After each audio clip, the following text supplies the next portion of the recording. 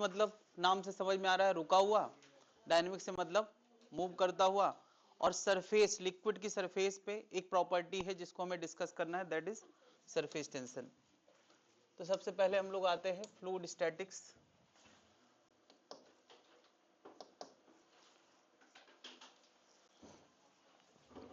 इसमें हम लोगों को लॉज ऑफ प्रेशर और आर्किमिडीज प्रिंसिपल देखना है। तो आते हैं लॉज ऑफ प्रेशर पे।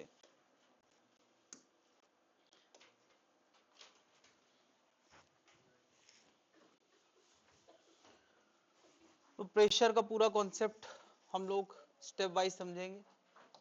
सबसे पहला टर्म लिक्विड को डील करने के लिए, तो पहले तो यार फ्लूइड का मतलब क्या होता है सबको पता है।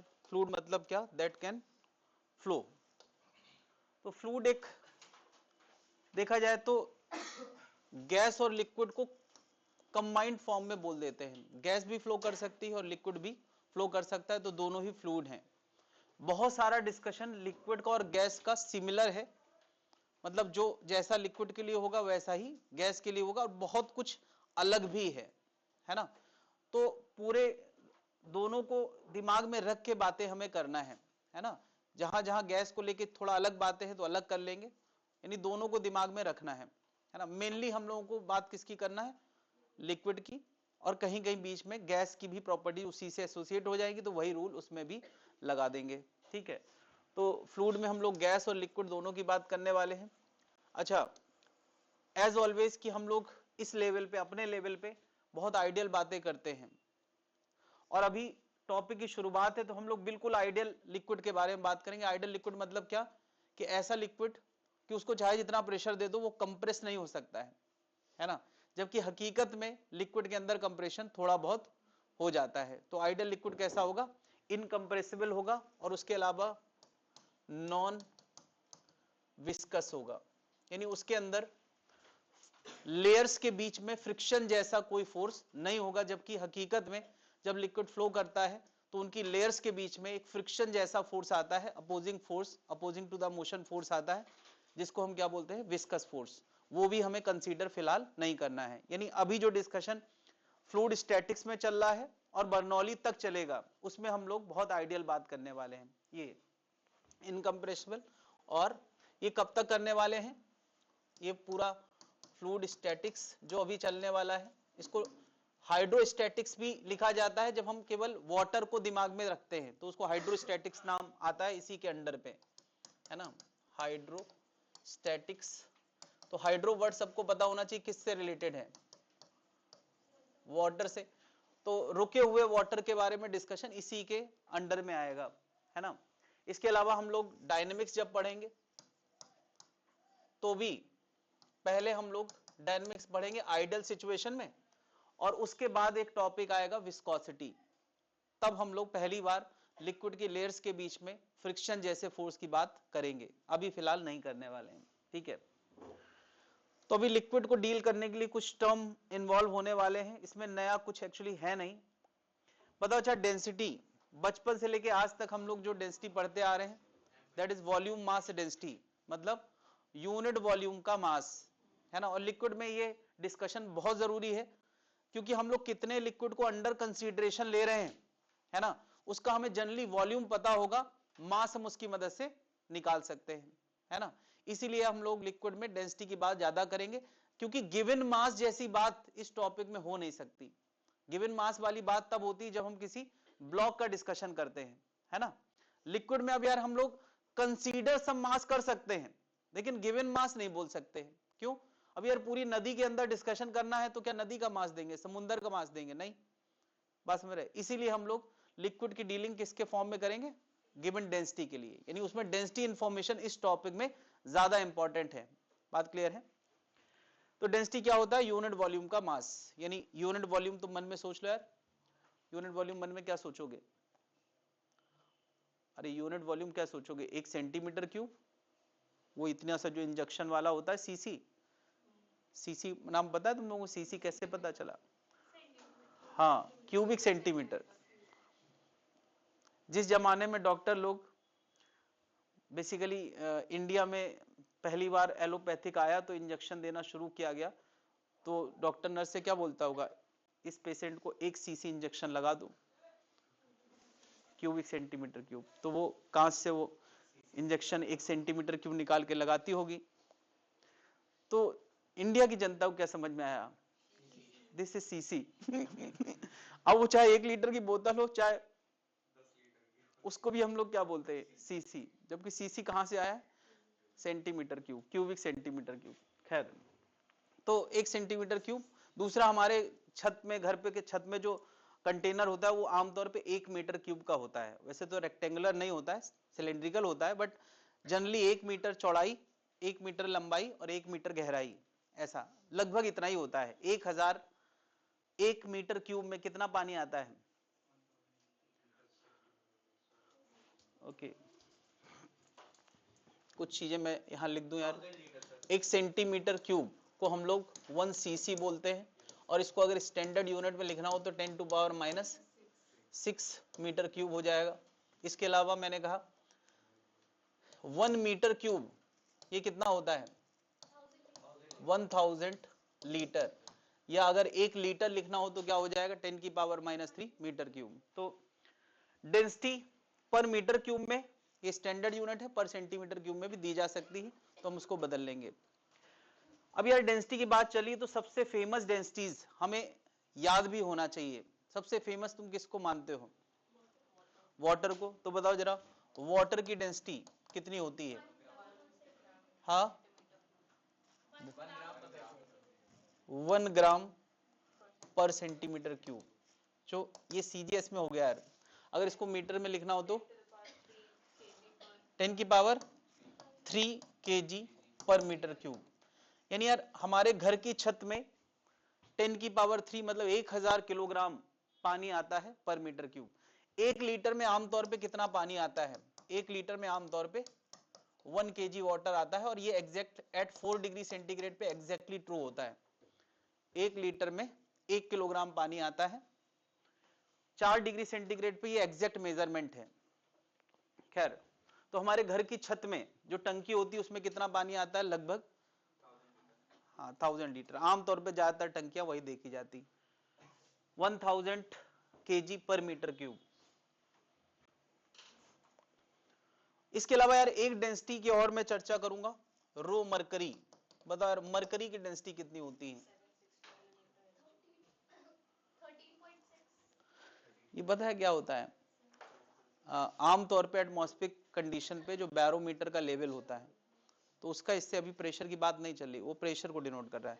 हम लोग डेंसिटी ऑफ मरकरी की बात कर रहे हैं। 13.6 इंटू 10⁻³ किलोग्राम पर मीटर क्यूब। ठीक है, तो डेंसिटी की बात चली है, तो ये डेंसिटी थोड़ा फेमस है। मरकरी की क्यों फेमस है? क्योंकि यार मरकरी वो सबसे ज्यादा डेंस लिक्विड है। मरकरी सबसे ज्यादा डेंस लिक्विड है जो हम जानते हैं, है ना। और वाटर सबसे कॉमन लिक्विड है जो हम जानते हैं, सब जगह पाया जाता है। और मरकरी में क्या खास बात है? सबसे ज्यादा डेंसिटी का, है ना। मरकरी मेटेलिक होता है ना, हाँ, मेटेलिक हो के भी वो लिक्विड फॉर्म है, ये उसकी खास बात है। ऑनलाइन वाले मुझे सुन पा रहे हैं? Yes sir. ठीक। अगला नाम है रिलेटिव डेंसिटी। तो एज ऑलवेज रिलेटिव का मतलब क्या होता है कि किसी के कंपैरिजन में वो कितना है ना। तो relative density, density of material 2 with respect to material 1, है ना। ρ2 by ρ1 is relative density. ρ2 by ρ1 कह रहा हूं तो मैं कह रहा हूं 2 की डेंसिटी विद रिस्पेक्ट टू 1। यानी अगर किसी की रिलेटिव डेंसिटी, किसी की डेंसिटी 1.5 इंटू 10⁻³ है, वाटर की 10⁻³ है, तो बताओ उस लिक्विड की जिसकी 1.5 इंटू 10⁻³ है, रिलेटिव डेंसिटी क्या होगी with respect to water? 1.5। Basically वो रेशियो है। क्लियर है? कंपैरिजन किन्हीं भी दो लिक्विड का किया जाए, किन्हीं भी दो मटेरियल का किया जाए, रिलेटिव डेंसिटी शब्द आ सकता है। लेकिन एक नाम और आता है स्पेसिफिक ग्रेविटी। स्पेसिफिक ग्रेविटी भी रिलेटिव डेंसिटी ही है, बट इसमें कंपैरिजन करने वाला लिक्विड वाटर लिया जाएगा, बस इतनी सी बात है। यानी ρ2 अपॉन रो वाटर, किसी भी 2 लिक्विड की, किसी भी मटेरियल 2 का रिफ्रैक्टिव डेंसिटी हमें किससे कंपेयर करना है? वाटर से। तो वो क्या है? Specific gravity. स्पेसिफिक ग्रेविटी जैसा तुम देख रहे हो यार, रेशियो वाली चीजें फिजिक्स में जब आती हैं तो उसकी कोई यूनिट नहीं होती है डेंसिटी, वो टाइम्स वाली बात है, कितने टाइम्स, तो इनकी कोई यूनिट नहीं होगी। क्या इतनी बातें सबको क्लियर है? Yes sir. और जो जो चीजें इसमें ना लिखी हो वो मेंशन करते जाएं। काफी कुछ लिखा है, काफी कुछ, ताकि यार तुम लोग थोड़ा एक्टिव बने रहो। एकदम ही सब लिखा लिखाया दे देंगे तो मजा नहीं आएगा। दूसरी बात, टेक्स्ट बुक और वर्क बुक में क्या अंतर है, तुमने कभी गौर किया है? मतलब मेरे वर्क बुक आमतौर पे लगभग, और कोई वर्क बुक बनाता है तो कैसे बनाता है, तो उसमें कहीं ना कहीं उसको पता है कि वो क्लास में क्या बोलने वाला है, मतलब उसमें सिचुएशन क्या है वो समझाने की कोशिश नहीं की जाएगी। किसमें? वर्क बुक में।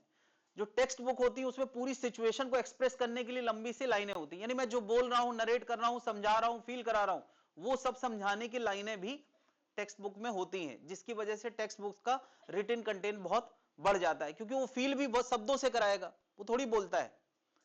लेकिन वो पार्ट वर्क बुक में शामिल नहीं होता, इसलिए वर्क बुक का साइज थोड़ा छोटा हो जाता है ना?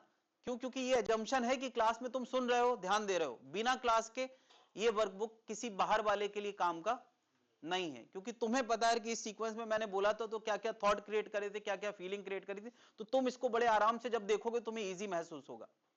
बाहर वाले की कोई गारंटी नहीं है। लेकिन जो सीक्वेंस है ना यार, ये इस सीक्वेंस में कोई भी पढ़ेगा तो कहीं ना कहीं चीजें बहुत कनेक्टिंग लगेंगी। अंतर समझ पा रहे हो यार वर्क बुक और टेक्स्ट बुक का? टेक्स्ट बुक जब तुम कभी देखते होगे तो वो हर लाइन जो मैं फील कराने के लिए बोलता हूं उसमें वो लिखी रहती है उनके शब्दों में। बात समझ रहे हो? तो वर्क बुक में केवल मैथमेटिकल पार्ट दिखता है, कोर डेफिनेशंस दिखती हैं, डेफिनेशन को एलोबरेट नहीं किया जाता है। वो सब चीजें मैं क्लास में करता हूं। किताब में जितना लिखा होता है मुझे लगता है उससे ज्यादा शब्द क्लास में पूरे साल में बोल दिए जाते हैं, है ना? मतलब अगर ये सारे शब्द रिकॉर्ड किए जाएंगे तो इतनी मोटी किताब बनेगी। तो मैंने और क्लैरिटी दी है ताकि तुम्हें ये समझ में आए कि वर्क बुक का साइज थोड़ा छोटा कैसे हो जाता है ना? किताब का साइज इतना बड़ा क्यों हो जाता है? तो क्या तुम्हारे काम का क्या है यार? अगर मेरे से पढ़ रहे हो तो वर्क बुक काम का है, और अगर घर पे पढ़ रहे हो अपने आप से तो किताब काम की है ना? नोट्स, अच्छा वर्क बुक के बाद आता है नोट्स। नोट्स क्या होता है फिर? तो नोट्स टीचर के हिसाब का नहीं है, वो पर्सनल होता है। जैसे मैं पूरे लेक्चर के दौरान कभी कभी सारी बातें बोलता हूं, बहुत सारी बातें, किसी को लगता है ये बात तो मेरे दिमाग में कभी आई नहीं, तो वो चाहे तो इसमें ऐड ऑन कर सकता है। और ये सबका अलग अलग है। किसी को लगता है ये चीज तो बहुत ऑब्वियस है, ये क्या लिखने की जरूरत है, किसी को लगता है अरे यार यही चीज मेरे काम की है। तो नोट्स बहुत पर्सनल होते हैं, किसी और के नोट्स तुम्हारे किसी काम के नहीं है। तो तुम चाहो तो इन वर्क बुक को अपना पर्सनल बनाने के लिए चीजों को कस्टमाइज कर सकते हो, जैसे जैसे बोला जाएगा उसमें से तुम्हारे काम का कुछ हो तो नोट कर सकते हो, दैट इज नोट्स। तीनों बात का अंतर समझ में आ गया? टेक्स्ट बुक क्या होता है, वर्क बुक क्या होता है, और नोट्स। कोई कंफ्यूजन हो तो इस पे हम लोग एक और क्लास रख लेंगे। ऑनलाइन वाले क्लियर हो गया है? वर्क बुक ओपन करके बैठे हुए हैं? Yes yes sir. सर। ठीक। Yes sir. तो ये ऑनलाइन वालों के लिए भी अब ये फीचर है कि वर्क बुक कोरियर कर दी जाएगी। अभी शायद एक को पहुंची नहीं है, तो ये फीचर एक्स्ट्रा मिल रहा है। जैसे तुम्हारे रिलेटिव वगैरह कहीं दूसरे शहर में है और उनको चाहिए कि नहीं जहां तुम पढ़ रहे हो वहीं हमको भी पढ़ना है, होता है ऐसा, तो उनके लिए ये सुविधा है कि क्लास भी ऑनलाइन होगी, तुम्हारे ही साथ पढ़ेंगे बैठ के, और तुम्हारी आवाज उनको सुनाई देगी थोड़ा थोड़ा, और दूसरा वर्क बुक भी उनके पास पहुंच जाएगी। ये सुविधा मैंने इस साल से शुरू करी है, सबको पहुंच रही है।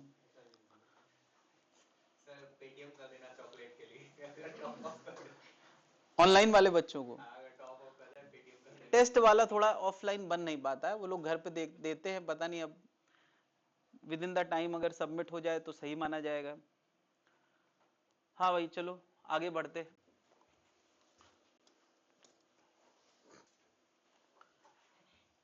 थ्रस्ट फोर्स है, बट थोड़ा सा अंतर है। फोर्स वेक्टर क्वांटिटी होती है और थ्रस्ट स्केलर क्वांटिटी होती है। अगर मैं इस पेन पे 10 न्यूटन राइट लगाऊं, 10 न्यूटन पीछे, बताओ इसमें मैंने फोर्स कितना लगाया? 0। और थ्रस्ट कितना दिया? लगाया 20 न्यूटन। बस यही है कि जब थ्रस्ट की बात करेंगे तो फोर्स को सीधे सीधे ऐड किया जाएगा, उसका वेक्टर सम मैटर नहीं करता है। ठीक है, तो अभी बताओ जब मैं इसको खींच रहा हूं तो इसके मॉलिक्यूल में खिंचाव की स्थिति आई होगी, अगर मैं इसको प्रेस करने लगूं तो इनके मॉलिक्यूल में प्रेशर की स्थिति आई होगी, उसको प्रेशर बोलते हैं। खिंचाव को आमतौर पे टेंशन शब्द से डिनोट किया जाता है, और दबाएंगे तो उसमें क्या महसूस होगा, है ना, तो वो प्रेशर। क्या जनता समझ पा रही है? तो अब यार थ्रस्ट से जब भी हम किसी बॉडी को थ्रस्ट देते हैं, अच्छा थ्रस्ट में एक और बात है कि अगर हम किसी बॉडी को थ्रस्ट देते हैं तो हमें सरफेस के नॉर्मल वाला थ्रस्ट कंसीडर करना है। ठीक है, अगर हम नॉर्मल वाला थ्रस्ट कंसीडर कर रहे हैं तो हम प्रेशर की बात कर सकते हैं। प्रेशर क्या होगा, thrust per unit area, it's not force per unit area, thrust. और थ्रस्ट भी कौन वाला, नॉर्मल वाला। बाय डिफॉल्ट थ्रस्ट नॉर्मल ही होता है, यानी हमने किसी सरफेस को ऐसा टेढ़ा फोर्स दिया है तो बता यार ये वाला कंपोनेंट उसका काम का होगा या ये वाला कंपोनेंट, यानी इस फोर्स के हम दो कंपोनेंट की बात कर सकते हैं, तो कौन सा कंपोनेंट, ये वाला, यानी ये इस सरफेस पे प्रेशर क्रिएट करेगा, ये नहीं, ये सरफेस को खिसकाना चाहेगा मगर प्रेशर क्रिएट नहीं करेगा, तो कौन सा, परपेंडिकुलर फोर्स, परपेंडिकुलर थ्रस्ट क्या क्रिएट करेगा, प्रेशर। खैर अब मैंने ऐसे डिनोट किया है तो मैं एक पॉइंट को प्रेशर नहीं दे रहा हूं, मैं केवल ये डिनोट कर रहा हूं, एक्चुअली मैंने पूरी सरफेस को फोर्स दिया है। ठीक है, सोचा यार ये मैं एक सरफेस को मार्क कर रहा हूं, अच्छा दो चीजें चलेगी नहीं,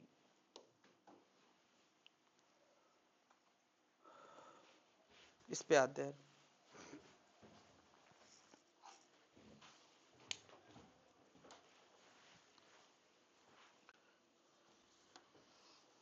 पूरा area let's say 20 centimetre square है, 20 सेंटीमीटर स्क्वायर है, और मैंने इसको अंदर की तरफ 100 न्यूटन का फोर्स दिया है, 100 न्यूटन का, इधर से 100 न्यूटन। मैं इस माइका शीट की बात करूं, इस माइका शीट की, तो बताओ इस माइका शीट पे, माइका शीट के पीछे लकड़ी का फ्रेम होता है, ऊपर से मैं ताकत लगा रहा हूं, तो बताओ इस माइका शीट पे मैंने कितना फोर्स दिया है, 100। इस माइका शीट को कितना थ्रस्ट मिल रहा है, हाँ यार क्या बताओ, ये माइका शीट रुकी है तो मैंने इधर से 100 लगाया है, क्या पीछे से इसको रोकने के लिए वुड ने 100 लगाया होगा, तभी तो ये रुकी है, वरना अंदर ना चली जाती। तो इसको पता है कितना थ्रस्ट मिला है, 200। अब अगर इसका एरिया 20 सेंटीमीटर स्क्वायर है तो मैं कहूं कि बताओ मेरा 100 न्यूटन कितने एरिया पे लगा है, 20 सेंटीमीटर से नहीं, लेकिन अभी तो मैंने बोला कि इसमें टोटल 200 लगा है, लेकिन 200 कितने एरिया पे लगा है, 40 सेंटीमीटर, 20 सेंटीमीटर स्क्वायर इस तरफ, 20 सेंटीमीटर स्क्वायर। तो अगर मैं चाहूं इसका प्रेशर निकालना इस माइका शीट पे, यानी व्हाइट कलर की जो माइका शीट है उस पे कितना प्रेशर है, तो मैं कैसे लिख सकता हूं, एफ परपेंडिकुलर बाई एरिया, चाहे तो तुम 100 अपॉन ये लिख दो, और तुम 200 भी लिख सकते हो, लेकिन अगर 200 लिखोगे तो क्या करना पड़ेगा, 40 इंटू 10 टू पावर, ये उसका क्या हो जाएगा, प्रेशर। क्या बात समझ में आ गई? फोर्स मैंने परपेंडिकुलर ही लगाया है तो पूरा फोर्स ले सकते, तिरछा लगाया होता तो कंपोनेंट करना पड़ते। क्या ये बात समझ में आ गई, प्रेशर कैसे निकालना है?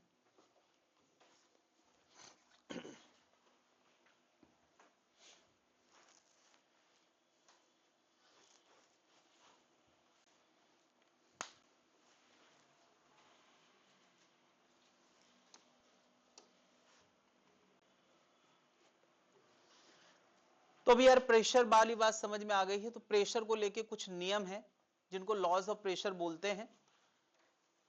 अब लॉज हैं तो इसका मतलब इसके पीछे बहुत ज्यादा एक्सप्लेनेशन नहीं है, लेकिन फिर भी बहुत सारे लॉज के मैं एक्सप्लेनेशन महसूस कराने की कोशिश करूंगा। ठीक है, लॉज हैं तो उस पर फिर सीधे कहना चाहिए कि ये होता है, ठीक है, लेकिन कुछ ना कुछ चीजें हैं जिससे हम थोड़ा समझ सकते हैं, फोर्स की फीलिंग है हमारे अंदर तो हम बहुत सारी चीजों को महसूस कर सकते हैं।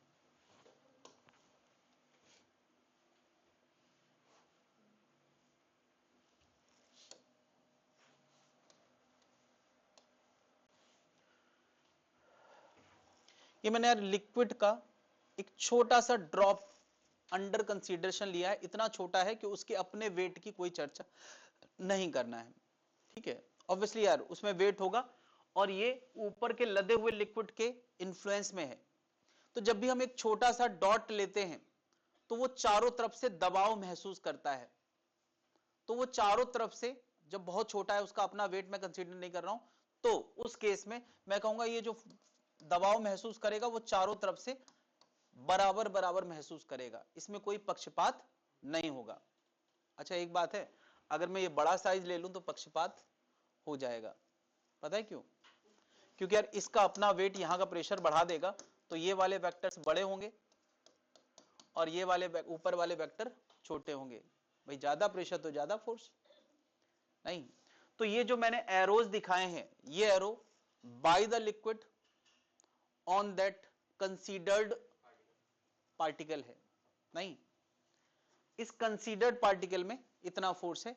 तो यार ये सारे फोर्सेस का अगर मैं कहूं नेट कितना आएगा, नेट कितना आएगा, तो तुम यार कम से कम ये वेक्टर डिस्कशन करके देख के लग रहा होगा कि सबका एक्स कंपोनेंट होगा और सबका वाई होगा और वाई आपस में कैंसिल हो जाएगा। इन सारे वेक्टर का नेट कहां आना चाहिए, है ना? क्या इस डायरेक्शन में आएगा कि नहीं? ये force by the liquid on the wall है, उस पॉइंट पे by the liquid on the wall ये फोर्स लगेगा। तो क्या वो पार्टिकल चल रहा है या रुका है?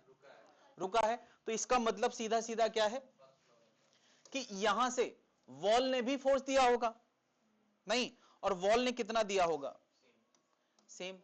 यानी यार यहां मैं एक व्हाइट कलर का वेक्टर दिखाया हूं, चलो मैं इसको ब्लू कर देता हूं, ये इन सारे वेक्टर को रिप्रेजेंट करने वाला फोर्स है और ये ग्रे वाला वॉल ने उस पार्टिकल को दिया और ये लिक्विड ने उस पार्टिकल को दिया है। क्या इतनी बात समझ रहे हैं? अच्छा बताओ, क्या यही वेक्टर मैं नीचे बनाऊं इधर इस पॉइंट पे, तो क्या ये वेक्टर मुझे थोड़ा बड़े बड़े दिखाना चाहिए?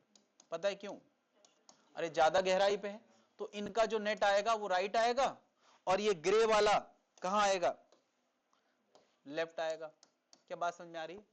तो यार ये बात लिखिए, pressure act equally in all the direction. ये किसके लिए काम करेगा? छोटे डॉट के लिए। पहली बात तो फॉर अ स्मॉल पार्टिकल, एक पार्टिकल के लिए जिसका अपना मास मैं निगलेक्ट कर सकता हूं। और इससे हमें एक कंक्लूजन मिला है। क्या कंक्लूजन मिला है? कि इन सारे वेक्टर का नेट सरफेस के परपेंडिकुलर आता है। मैं ये बात कहीं भी डिस्कस कर सकता हूं कि यार ऐसे ऐसे बहुत सारे वेक्टर अगर मैं दिखाऊं, ऐसे ऐसे, क्या इन सारे वेक्टर का नेट, देखो यार इन सारे वेक्टर का नेट कहां आएगा? वॉल के परपेंडिकुलर आएगा कि नहीं? और वॉल कहां देगा? इधर देगा। तो क्या एक कंक्लूजन, सब कंक्लूजन यहां क्या निकल के आ रहा है कि force by the liquid on the wall will be perpendicular to the surface at each point.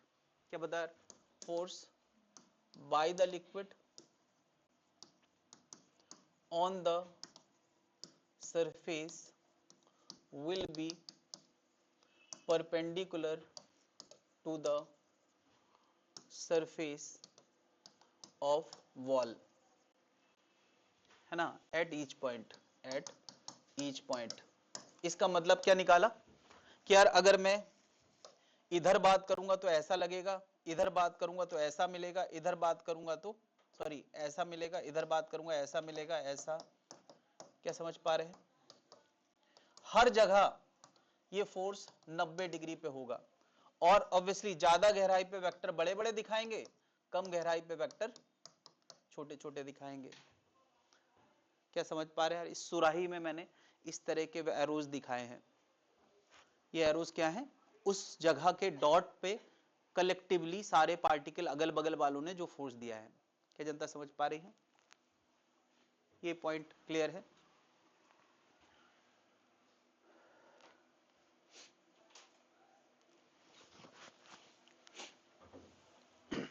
अच्छा बताओ, ये सारे नीले वेक्टर्स जो हैं ये किसके हैं? लिक्विड ने कंटेनर को दिया होगा। उनका नेट कहां आता होगा? ये मैंने स्मॉल स्मॉल पॉइंट पे लगने वाले फोर्स को डिनोट किया है, फोर्स को। अब मैं उसको वेक्टोरियली सोचूं कि इन सब का नेट कहां आता होगा, इन सारे वेक्टर्स का। अंदाजा? आई मीन राइट, लेफ्ट, ऊपर, नीचे या जीरो?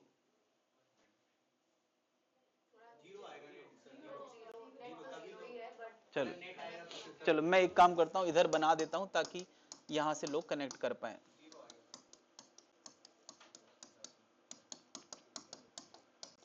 चलो मैं पूछ रहा हूं यही सिंपल सा क्वेश्चन कि इतने सारे नीले एरो हैं जो लिक्विड ने दीवार को लगाए हैं, तो मैं पूछूं लिक्विड ने सारी दीवारों को मिला के जो फोर्स दिया है वो कहां होगा? By whole liquid force on the container, force on container कहां होगा? थोड़ा फील लाओ यार।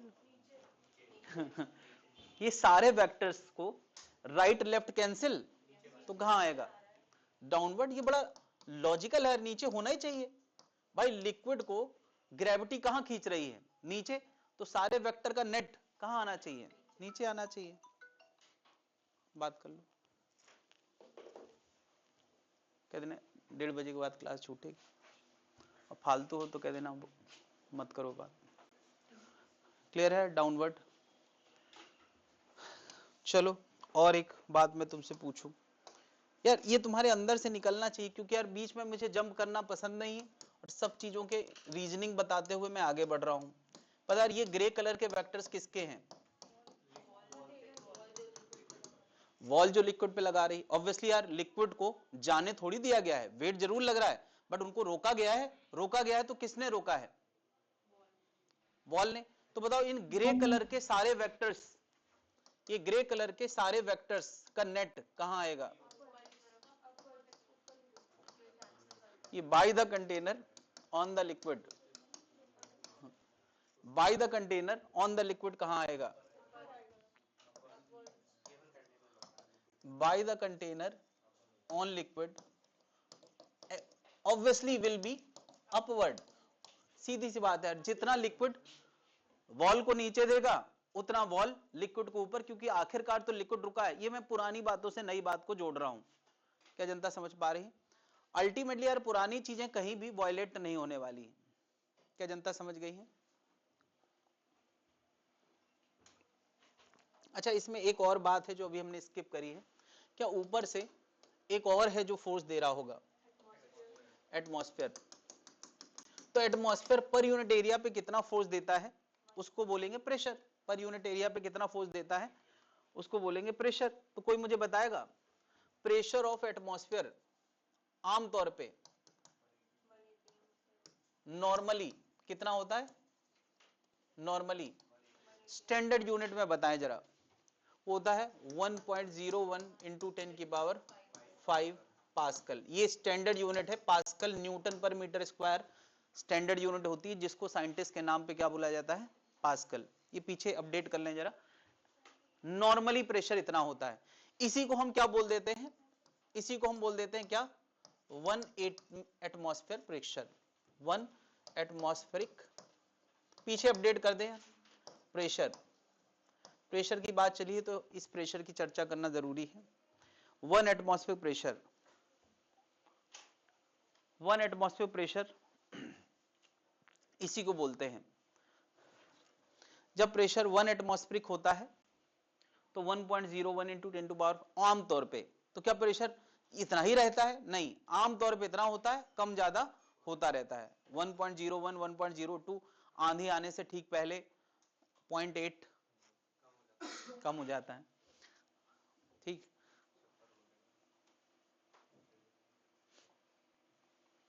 चलो आंधी आने वाली इसका आभास होने लगता है, पता है? तो वो आभास कैसे होता है? प्रेशर का डिफरेंस हमें महसूस होता है, अंदर से डर सा लगने लगता है। ये सब चीजें महसूस करते हैं बहुत सारे, मतलब हम लोग अपने ज्यादा सेंस होने की वजह से ना हम लोग उसको कम महसूस करते हैं। एनिमल्स ये चीजें बहुत बहुत ज्यादा कायदे से महसूस कर लेते हैं। खैर, तो मैं यहां पर अभी लिक्विड की बात करें, ये रेड वेक्टर, ये रेड वेक्टर किसकी वजह से है? एटमॉस्फेयर की वजह से। तो क्या एटमॉस्फेयर से पूछा, अगर मैं पूछूं इस लिक्विड को एटमॉस्फेयर फोर्स कहां से दे रहा होगा? ऊपर से नीचे दे रहा होगा। कितना दे रहा होगा? तो प्रेशर होता है यूनिट एरिया का फोर्स, तो पूरे एरिया का फोर्स क्या हो जाएगा? Pressure into area. फिजिक्स में जब जब पर वाली डेफिनेशन आती है तब तब मल्टीप्लाई वाला फॉर्मूला आता है। क्या इतनी बातें क्लियर है? चलो आगे बढ़ते हैं। दूसरा नियम, लिक्विड हमेशा, लिक्विड नहीं मैंने लिखा है फ्लूइड, लिक्विड नहीं लिखा मैंने, फ्लूइड लिखा है। इसका मतलब वो सबके लिए, सारे फ्लूइड में ये खास बात है कि वो हमेशा कहां से कहां फ्लो करता है, हाई प्रेशर से लो प्रेशर की तरफ। तो आंधी आने वाली होती है तो इसका मतलब हमारे रीजन में प्रेशर लो हो गया है, तभी तो वो आंधी हमारी तरफ आ रही है। बात क्लियर है? तो लिक्विड हमेशा हाई प्रेशर से लो प्रेशर की तरफ कब तक फ्लो करता रहता है? जब तक प्रेशर इक्वल ना हो जाए। बस इस कोशिश में ही हवा चलती रहती है ना, इसी कोशिश में हवा चलती है। और इसी कोशिश में अगर मैं यहां पानी की बोतल से पानी गिराता हूं तो यहां की ऊंचाई थोड़ी बढ़ जाएगी लिक्विड की, तो नीचे के रीजन में प्रेशर बढ़ जाएगा, तो वो कहां भागेगा? कम प्रेशर की तरफ। इस बात को मैं यहां समझाना चाह रहा हूं। जैसे मैं कह दूं ये 1 पॉइंट है, ये 2 पॉइंट है, ठीक है।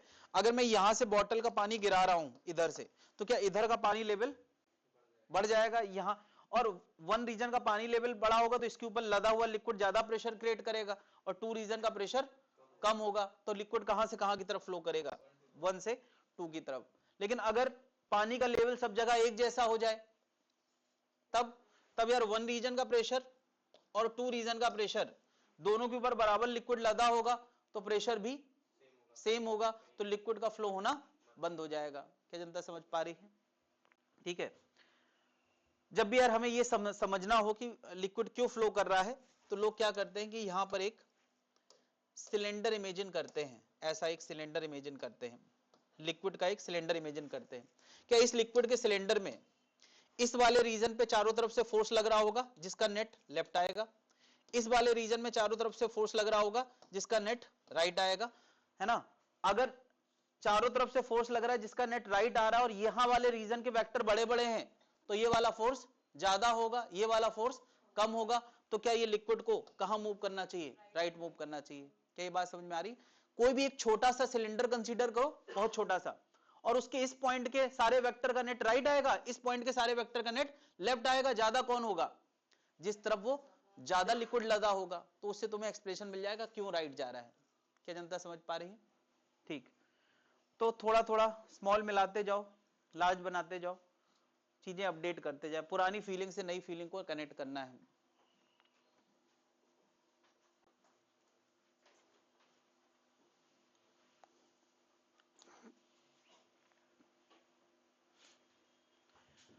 यहां मैं बात करने वाला हूं liquid near the earth surface. एक रुका हुआ liquid near the earth surface, अभी अभी हमने समझा कि कब तक फ्लो करता है? जब तक लिक्विड का लेवल सेम ना हो जाए, बल्कि हमने कहा कि प्रेशर इक्वल ना हो जाए। तो बता, A point, B point, C point, इन तीनों का प्रेशर सेम हो चुका होगा तभी लिक्विड रुका होगा। नहीं, यानी ये लिक्विड अगर अभी रुका हुआ है तो मैं गारंटी से कह सकता हूं A point, B point, C point same level पे हैं, तो प्रेशर क्या होगा? इक्वल होगा। ए बी सी का और इनका टॉप लेवल क्या जमीन से बराबर ऊंचाई पे होगा, है ना? अगर ये कनेक्टेड वेसल्स हैं, कनेक्टेड वेसल्स हैं, तो उनमें भी वही चीज देखने को मिलेगी जो अभी मैं पीछे समझा रहा था।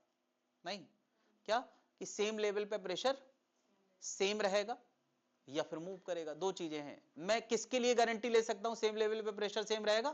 केवल रुके हुए लिक्विड के लिए। ये लिक्विड रुका है तो सेम लेवल पे प्रेशर, ये लिक्विड चल रहा है इसका मतलब सेम लेवल पे सेम प्रेशर नहीं है। यानी ये रूल यूनिवर्सल नहीं है। किसके लिए काम करता है? रुके हुए लिक्विड की सेम लेवल पे प्रेशर सेम होगा, इनका टॉप लेवल हमेशा बराबर रहेगा, चाहे वो एक कंटिन्यूअस वेसल हो या कनेक्टेड वेसल हो। ये मैंने कनेक्टेड वेसल दिखाया, एक दूसरे से जुड़े हुए वेसल हैं, है ना? लिक्विड यहां से वहां तक एक ही जैसा होना चाहिए, तभी ये रूल काम करते हैं, है ना? If same liquid is in continuity का मतलब क्या है कि अगर यहां वाटर है तो यहां भी वाटर, यहां भी वाटर होना चाहिए। ऐसा नहीं कि बीच के छोटे से पोर्शन में मैंने कोई और लिक्विड भर दिया हो, तो ये रूल काम नहीं करता है। क्या ये रूल समझ में आ गया है?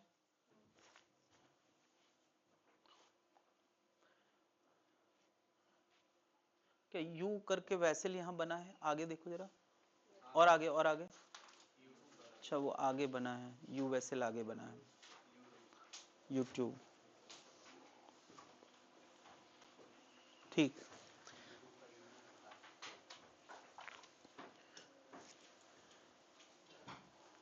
पास्कल का नाम इस लॉ की वजह से है।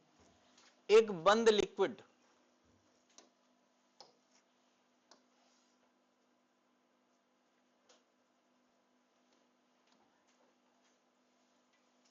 ओके, इस ढक्कन के थ्रू इस लिक्विड को बंद किया गया है, इस ढक्कन के थ्रू लिक्विड को बंद किया गया और इस ढक्कन को दबाया जाए, ठीक है। ढक्कन पे अभी मैंने 10 न्यूटन लगाया है, कोई दूसरा आया उसने 10 न्यूटन से 50 न्यूटन कर दिया, तो मैंने कितना फोर्स बढ़ा दिया, 40 न्यूटन।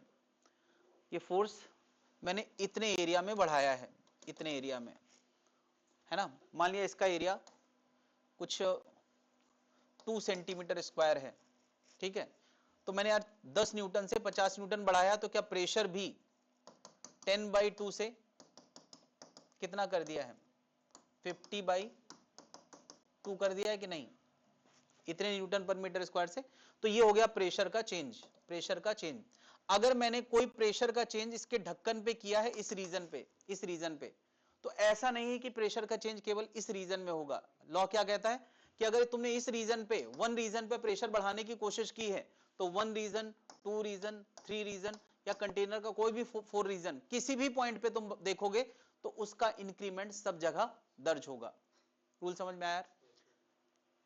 इन अ कन्फाइंड लिक्विड यानी बंद लिक्विड में, if the pressure at one point is increased, it is equally transmit to all the points of the liquid। सारे पॉइंट पे बराबर प्रेशर, यानी delta P1 will be equal to delta P2 is equal to so on। जितने भी points है सबका pressure बराबर बढ़ेगा। अब प्रेशर को हम फोर्स के टर्म में कैसे लिख सकते हैं, अगर इस रीजन पे F1 का फोर्स है A1 एरिया पे, तो किसी और रीजन पे तुम अगर A2 एरिया पे कह रहे हो कि यहां प्रेशर कितना बढ़ गया, तो हम लिखेंगे वो इसके बराबर ही होगा, और कितना फोर्स बढ़ गया तो हम लिखेंगे F2 बाई जितने रीजन को हम अंडर कंसीडरेशन ले रहे हैं। क्या जनता समझ पा रही है? किसी भी रीजन पे हम अंडर कंसीडरेशन कितने एरिया पे बातें कर रहे हैं, तो उससे हम F2/A2 बराबर कर सकते हैं। क्लियर है? ये हमारी मर्जी, हम कितने एरिया को अंडर कंसीडरेशन ले रहे हैं। इस पे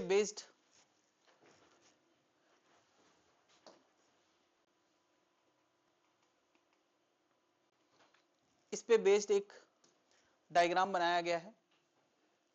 अगर मैं इस ट्यूब के अंदर लिक्विड भरता हूं, जो एक बड़ी ओपनिंग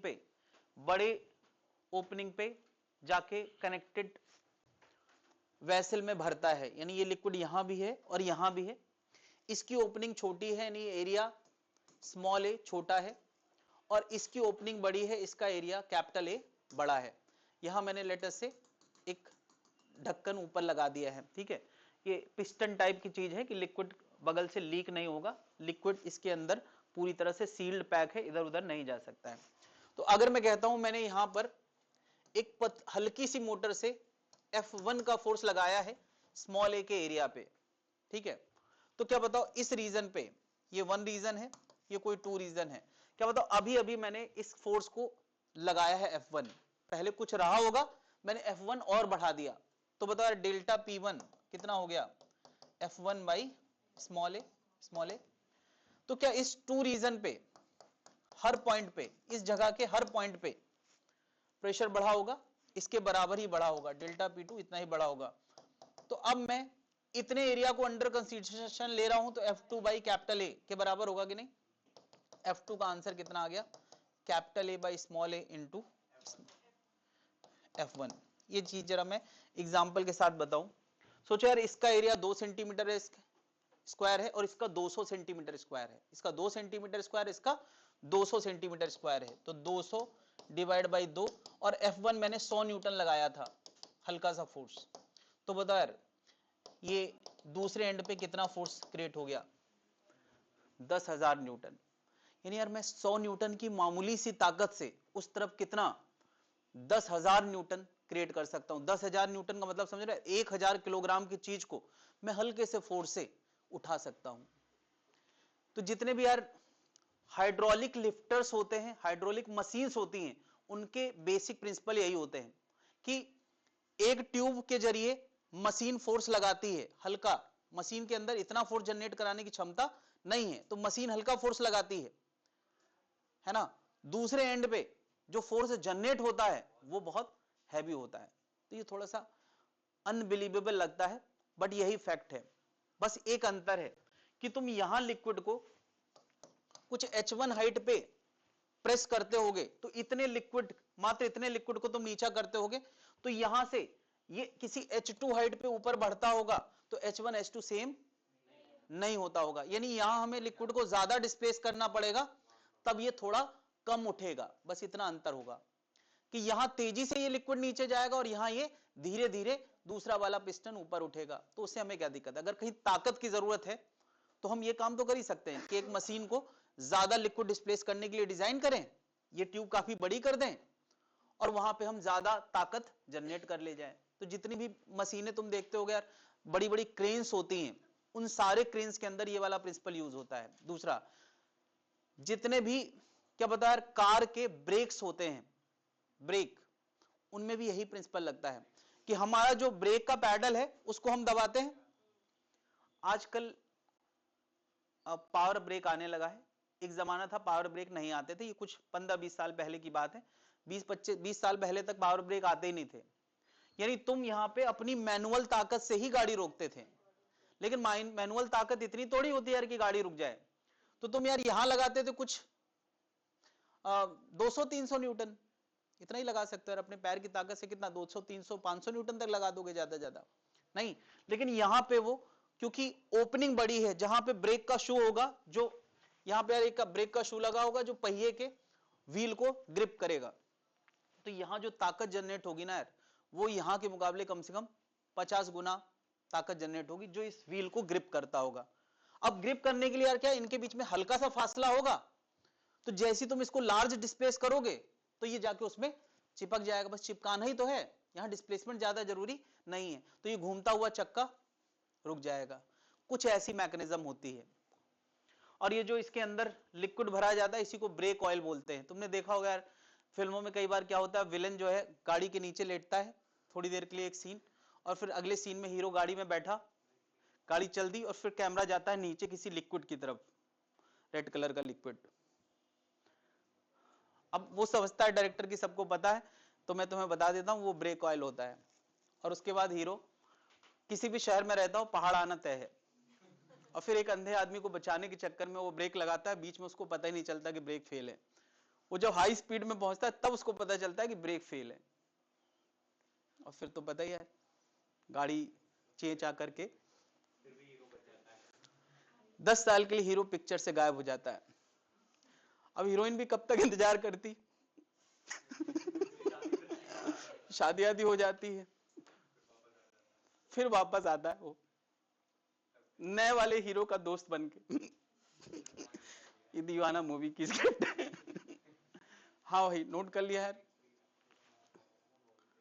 अच्छा, कुछ नोट करना रह गया?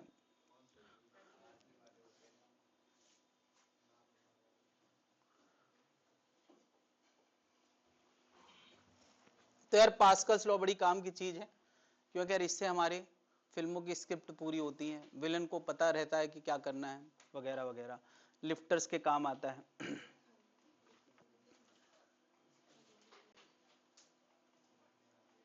अरे ये तो मैंने बना रखा है, देखो यार, ये व्हील घूम रहा है और अब रुक गया, ये घूमता हुआ दिख रहा था यार, और देखो अब रुक गया। हाँ भाई, क्लियर है? किस काम आता है? लिफ्ट कराने का काम आता है। ओके, अब यार न्यूमेरिकल करने से पहले हमें कुछ बातें और करना है।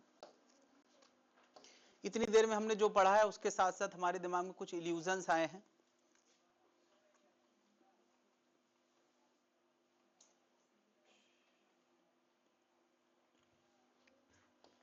ए point, B point, C point, 3 points हैं, A point, B point, C point, ये पॉइंट बने हुए हैं। बता किस रीजन का ये प्रेशर में कंपैरिजन करना है, कहां का प्रेशर ज्यादा कहां का कम होगा।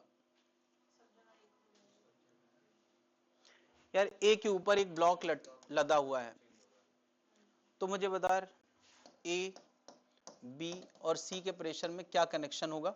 क्या बी और सी का तो बराबरी होगा? ए और बी में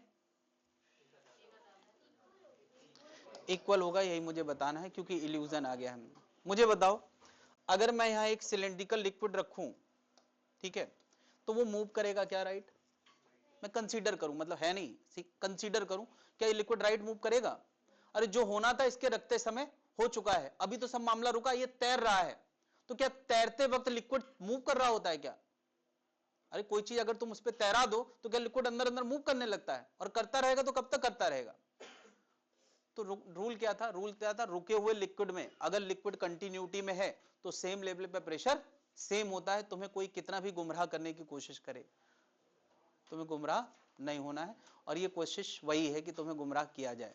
सर जैसे ये तो रूल वैसे स्टैटिक लिक्विड के लिए, स्टैटिक फ्लूइड के लिए, बट जैसे अगर उस मोमेंट पे अगर पूछ रहे हैं, हाँ हाँ, जिस मोमेंट पे हमने रखा ही होगा उस दौरान डिस्टरबेंस आया होगा, कह सकते हैं। सर उधर फिर PA is greater than PB is equal for a moment, for a moment. For a moment ऐसा हुआ सर होगा। ऐसे तो PB और PC भी नहीं इक्वल होंगे, बिकॉज़ फिर तब भी डिस्टरबेंस तब भी चलेगा, बिल्कुल सही बात है।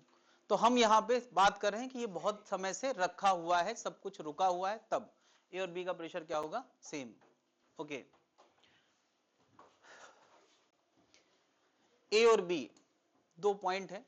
एक साइफन ट्यूब है। साइफन ट्यूब किसी को नहीं पता है तो बस मैं इतना बता दूं कि एक ट्यूब को पानी में भर लो और ऊपर वाले पानी से नीचे वाले कंटेनर पे कनेक्शन कर दो। ये पानी से भरा होना चाहिए, तो ये पानी निकालना शुरू कर देता है, और एक बार निकालना शुरू करेगा तो फिर ये टंकी खाली करके ही मानता है। क्या तुमने कभी अपने कूलर की टंकी को साफ करने के लिए ट्राई किया है? पेट्रोल निकालने के लिए ट्राई किया है? स्कूटी वाले नहीं, लोग मदद करते ना उन लोगों की जो लोग पेट्रोल कम लेके चलते हैं। ऐसे ही हुआ है। हाँ, वो लोग निकाल देते हैं ऐसे, बिल्कुल। पेट्रोल को, वो ट्यूब को सर घर बनता है, वो लेवल चेक करते हैं। लेवल चेक करते हैं, बिल्कुल, है ना? हीटेड होता था पहले। पहले नहीं, अभी भी होता है लेवल चेक करने के लिए। मैं बोला मैं पहले मजदूर था। अच्छा, तुमने ये बोले, मुझे समझ नहीं आया, मुझे लगा कि अब टेक्नोलॉजी बदल गई क्या, तो ऐसा नहीं है। अभी फॉल सीलिंग वाला आया था, उसको ये चेक करना, निशान बनाना था कहाँ कहाँ। हाँ, तो उसने एकदम बिल्कुल परफेक्टली यहाँ से पानी का ट्यूब से निशान लगाया, फिर उधर लेके गया, जब सेम लेवल पे आया तो वहां निशान लगा दिया। उसके हिसाब से ही करते हैं। कभी टीवी का कनेक्शन लेने आते हैं तो वो एक लिक्विड बबल वाली चीज लेके आते हैं, तो वो बबल जब बीच में होगा, हाँ, वो लेवल इंडिकेटर रहता है। तुम लोग अच्छा ये सब कामों से दूर रहते हो। चलो, तो बता रही यहां से यहां तक ये साइफन ट्यूब में पानी का फ्लो चल रहा है, यहां से वहां पानी लगातार नीचे जा रहा है। तो ए का प्रेशर ज्यादा होगा या बी का प्रेशर ज्यादा होगा, या दोनों बराबर होंगे? ए का प्रेशर ज्यादा होगा, बिकॉज़ वहां से वहां फ्लो कर रहा है इसीलिए। सर एक सेकंड, क्या बोला आपने? चलो एक मिनट, मैं एक क्वेश्चन और तरीके से पूछता हूं। क्या? चलो यहां सी और डी, में कहां का प्रेशर रुका हुआ है। चलो अभी ये फ्लूइड डायनेमिक्स में हम बात करेंगे, इधर से लिक्विड ये खींच रहा है और उधर गिरा रहा है। ये साइफन का नॉर्मल रूटीन है, और ये पानी अब तब तक चलता रहेगा जब तक दोनों का लेवल सेम ना हो जाए, अगर हो पाएगा, नहीं तो फिर फ्लो करता ही रहेगा, खाली हो जाएगा। तो जब फिर रुक गया पानी तब तो फिर इक्वली हो जाएगा। क्या ए और बी सेम लेवल पे हैं? अगर जैसे सेम लेवल पे, अगर जब अच्छा, जब भरते भरते बी ऊपर चला जाएगा, भरते भरते बी ऊपर चला जाएगा, तो मैं पूछूंगा ही क्यों, अभी चल रहा है। बी का कम होगा, ए का ज्यादा होगा। अभी बताएं। हाँ, तो ए का ज्यादा होगा। ए का ज्यादा, ओके, कौन से रूल के हिसाब से? सर हाइट अगर देखेंगे पानी किधर से जा रहा है? ए से बी जा रहा है। नीचे वाले का प्रेशर ज्यादा होता है, ऊपर वाले का कम होता है। पढ़ा है कि नहीं हम लोगों ने? अरे यार, एक बड़ा सा कंटेनर है, कोई पूछे बताओ, ये ए पॉइंट है और ये बी पॉइंट है, कहां का प्रेशर ज्यादा होगा? बी का, क्योंकि यार बी के ऊपर ए का प्रेशर जैसा तो प्रेशर होगा ही और उतना लिक्विड और लदा हुआ है, कि यहां भी ऐसा ही सीन है? नहीं, उसके ऊपर लदा थोड़ी है। दूसरी बात, ये रुका नहीं है, रुका नहीं तो लॉ ऑफ प्रेशर तो फेल हो गया। सेम लेवल पे प्रेशर सेम होता है, वो फेल हो गया। गहराई के साथ साथ प्रेशर चेंज होता है, उसके लिए भी हमें डाउट रहेगा। अब देखो यार, ए एटमॉस्फेयर को एक्सपोज्ड पॉइंट है, बी भी एटमॉस्फेयर को एक्सपोज्ड पॉइंट है, तो इनका प्रेशर कौन तय करेगा? इसके ऊपर लिक्विड लदा हुआ या एटमॉस्फेयर तय करेगा? तो ए का प्रेशर एटमॉस्फेयर के बराबर होगा, बी का प्रेशर एटमॉस्फेयर के बराबर होगा। अब ये ना कहना सर बी ज्यादा गहरा है तो एटमॉस्फेयर उसको ज्यादा प्रेशर लगाएगा, ये भी सही बात है। एटमॉस्फेयर पे हाइट के साथ साथ प्रेशर चेंज होता है, बट इस कंटेनर की बातें चल रही, इतने लेवल पे प्रेशर में अंतर नहीं आता है। लेकिन हाँ, कोई कहे नीचे से जब हम एरोप्लेन में उड़ते हैं तो क्या प्रेशर सेम होता है? बिल्कुल नहीं। एरोप्लेन लेवल 10 किलोमीटर का अंतर है तो अंतर आता है, लेकिन छोटे मोटे लेवल पे अंतर। तो ए भी एटमॉस्फेयर को एक्सपोज है, बी भी तो मैं क्या कहूंगा यार, ए का प्रेशर और बी का प्रेशर सेम होगा, और पता है किसके बराबर होगा? एटमॉस्फेयर प्रेशर के। ये सब इल्यूजन वाली चीजें हैं और बहुत फेमस हैं, इसलिए मैं इनको डिस्कस करना चाहूंगा, क्योंकि बाई मतलब अंदर से आता है कि जो हमने पढ़ा है उसी को हम काट रहे हैं, बट कंडीशंस अलग अलग हैं। जनता समझ पा रही है?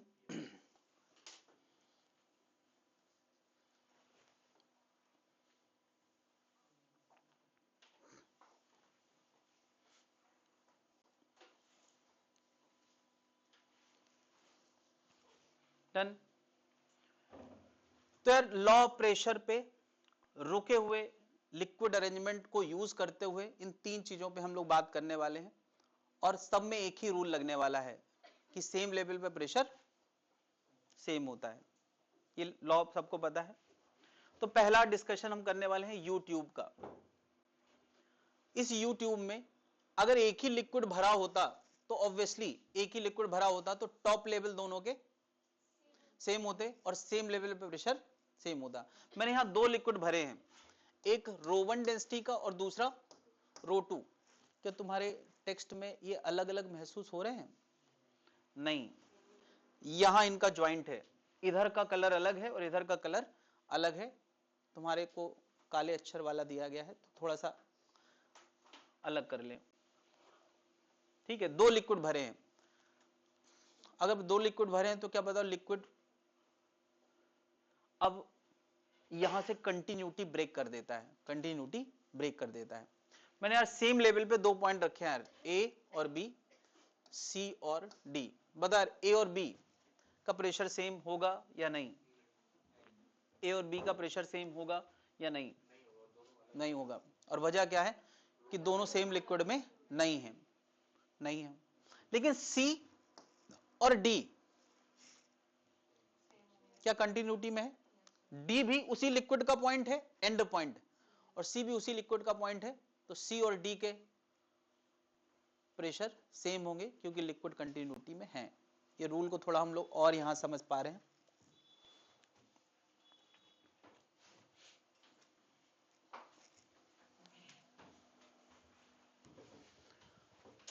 मान लेते हैं सर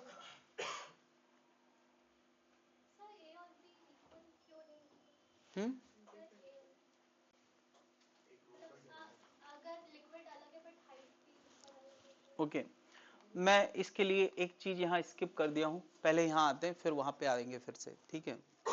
मैं सोच रहा था ये न्यूमेरिकल आ गया है।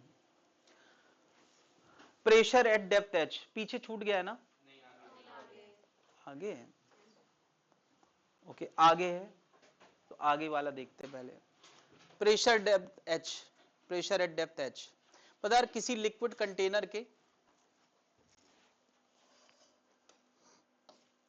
ये लिक्विड कंटेनर है, किसी लिक्विड कंटेनर जो कि कुछ गहराई का है, गहराई की जरूरत नहीं है, और एटमॉस्फेयर को एक्सपोज्ड है, तो इस लिक्विड के सरफेस पे ऑलरेडी एक प्रेशर है ना? किस वजह से? एटमॉस्फेयर की वजह से, ठीक है, एटमॉस्फेयर की वजह से। यहां पर हम लोग लिक्विड का एक सिलेंड्रिकल रीजन कंसीडर करते हैं। यहां मैंने ऐसे दिखाया 3D में, यहां 2D में देखें। ये एक सिलेंड्रिकल रीजन है। इस सिलेंड्रिकल रीजन के अंदर नीचे ये एक लेयर ऑफ लिक्विड है, इसके नीचे एक लेयर ऑफ लिक्विड है जिसके बारे में हम चर्चा करना चाहते हैं। इस लेयर के ऊपर क्या लदा है? सिलेंडर। इस लेयर के ऊपर क्या लदा है? सिलेंडर। तो बताओ इस लेयर पे फोर्स किन वजहों से होगा? इस लेयर पे फोर्स किन वजहों से होगा? ऊपर वाले लिक्विड की वजह से और एटमॉस्फेयर की वजह से। क्या इतनी बात सबको समझ में आ रही? मैं इस लेयर की कहानी यहां डिस्कस करना चाहता हूं। ये लेयर है, इस पर दो फोर्सेस हैं। किसकी वजह से? एटमॉस्फेयर की वजह से। मैं फोर्स लिख रहा हूं यहां पे, एटमॉस्फेयर की वजह से। और दूसरा किसकी वजह से? लिक्विड की वजह से। तो लिक्विड की वजह से लगेगा mg और एटमॉस्फेयर की वजह से लगेगा pa। भाई फोर्स क्या होता है? अगर इतने रीजन का एरिया A है, इस सिलेंडर का एरिया A है, इस सिलेंडर का एरिया A है, तो A एरिया में कितना फोर्स लगेगा? प्रेशर होता है पर यूनिट एरिया का फोर्स। तो A एरिया पे जो फोर्स लगेगा नीचे की तरफ लगेगा और कितना लगेगा? P not A। दूसरा, अगर ये H हाइट का सिलेंडर है तो क्या इस सिलेंडर का mg नीचे लगेगा? मास को हम लिख सकते हैं density of liquid into volume into g। Volume को हम क्या लिख सकते हैं? Anyone? Area into depth. Yes, ठीक है। तो ले देखे अगर इस लेयर पे मैं कहूं ओवरऑल कितना फोर्स लग रहा है, तो क्या एटमॉस्फेयर का भी फोर्स उस पर ट्रांसमिट हो रहा होगा और लिक्विड का। मैं यार इस लेयर पे प्रेशर निकालना चाहता हूं, pressure at h depth, pressure on layer eight depth h depth वाली लेयर पे प्रेशर निकालना चाहता हूं। तो यार प्रेशर मैंने अभी अभी क्या बताया है? हाँ यार, ये जो फोर्स लग रहा है अपॉन एरिया, कितने एरिया पे लग रहा है? F/A। तो कोई कह सकता है सर इस तरफ वाला फोर्स ले रहे हैं तो इसी तरफ का एरिया रखना। दोनों तरफ से देखा जाए तो इसको लेयर को नीचे से भी फोर्स लग रहा होगा, लेकिन अब दो डबल फोर्स और डबल एरिया क्यों दिखाएं? बात तो एक ही है। तो कितना फोर्स है? Rho liquid A into H into G plus P not A divide by क्या? A। तो A से A कैंसिल हो जाएगा, ये कितना आएगा? P not plus rho ji H. Pressure का फॉर्मूला आएगा P not plus rho ji H. बात क्लियर है? एच डेप्थ पे प्रेशर क्या होगा? P not plus rho ji H.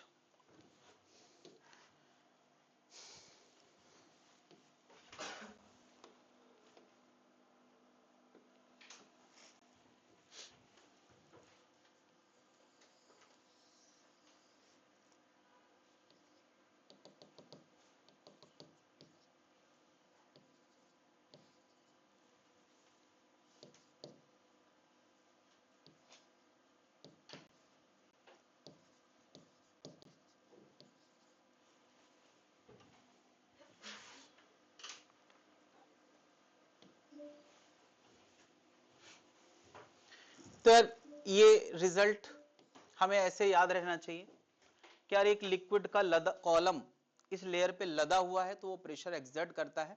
जितना ज्यादा हाइट लदी होगी प्रेशर उतना ज्यादा हो जाएगा। उसमें दो चीजों का रोल है, प्रेशर और हाइट का।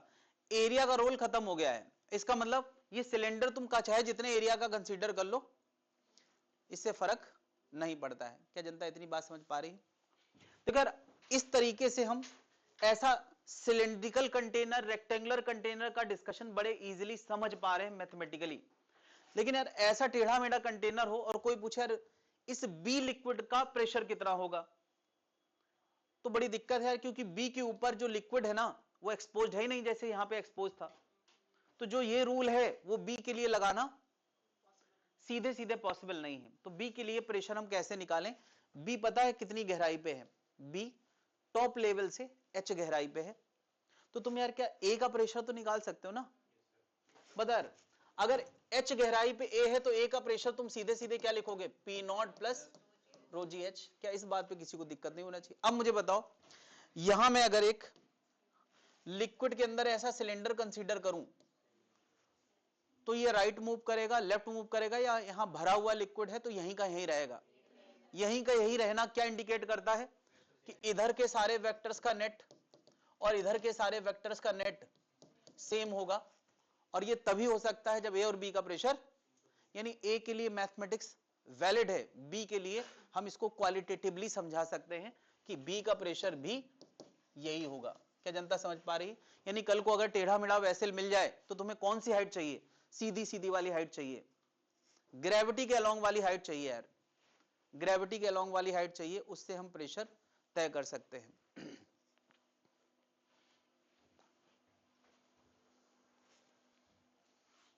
क्या जनता समझ पा रही है? और अब तुम इसी लॉजिक से बता सकते हो कि ए और बी का प्रेशर सेम होगा, क्योंकि ये जो सिलेंड्रिकल लिक्विड है वो ना लेफ्ट जा रहा है ना राइट जा रहा है। अगर प्रेशर में अंतर होता तो लिक्विड मोशन में आ जाता।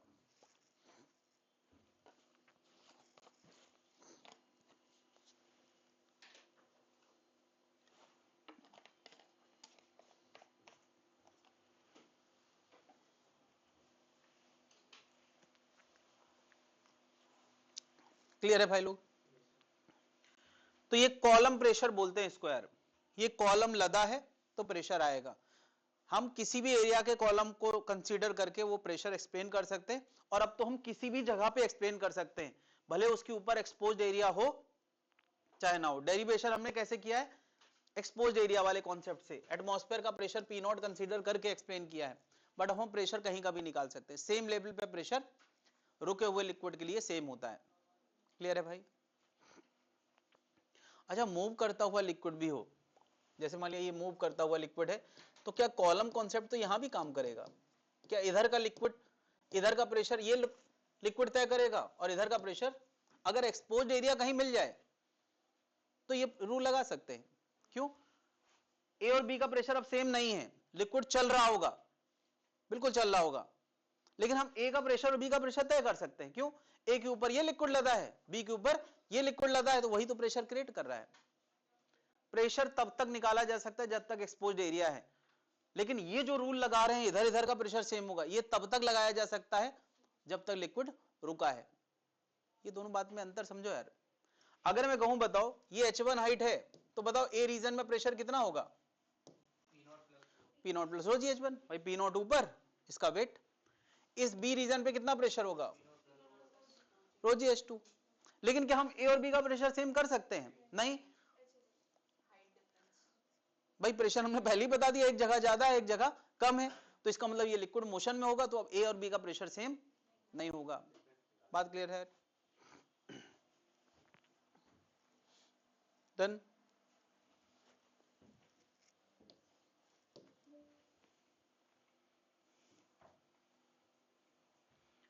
यहां हमें पता है कि लिक्विड रुका है तो ए बी सी का सब जगह का प्रेशर सेम होगा। यहां लिक्विड मोशन में है। दूसरी बात, यहां कॉलम ना ए के ऊपर है ना बी के ऊपर है, वो किसको एक्सपोज्ड है? एटमॉस्फेयर के ऊपर, तो ए और बी का प्रेशर एटमॉस्फेयर तय करेगा। अभी मेरे ख्याल से और कनेक्टिविटी आ गई होगी। वापस आते हैं यहां पे।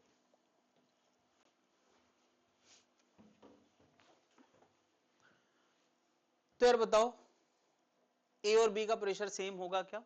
नहीं होगा, है ना। अब एक्सप्लेनेशन कौन, कोई कुछ कह रहा था, क्या जवाब चाहिए था? क्यों? क्यों? यस, क्यों?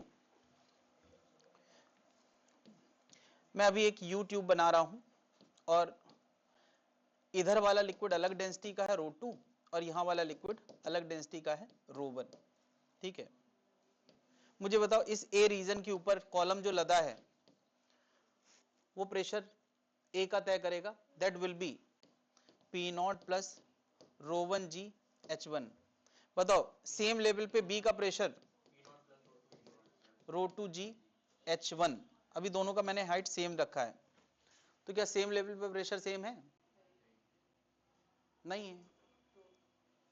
अगर रो अलग है तो हाइट का अलग होना जरूरी है। सेम डेप्थ पे सेम प्रेशर, यहां से मैं दिखा रहा हूं कि रो अलग अलग है, तो इसका मतलब हाइट डिफरेंस होना चाहिए। अच्छा, तुमने कहा कि यहां से हाइट डिफरेंट है।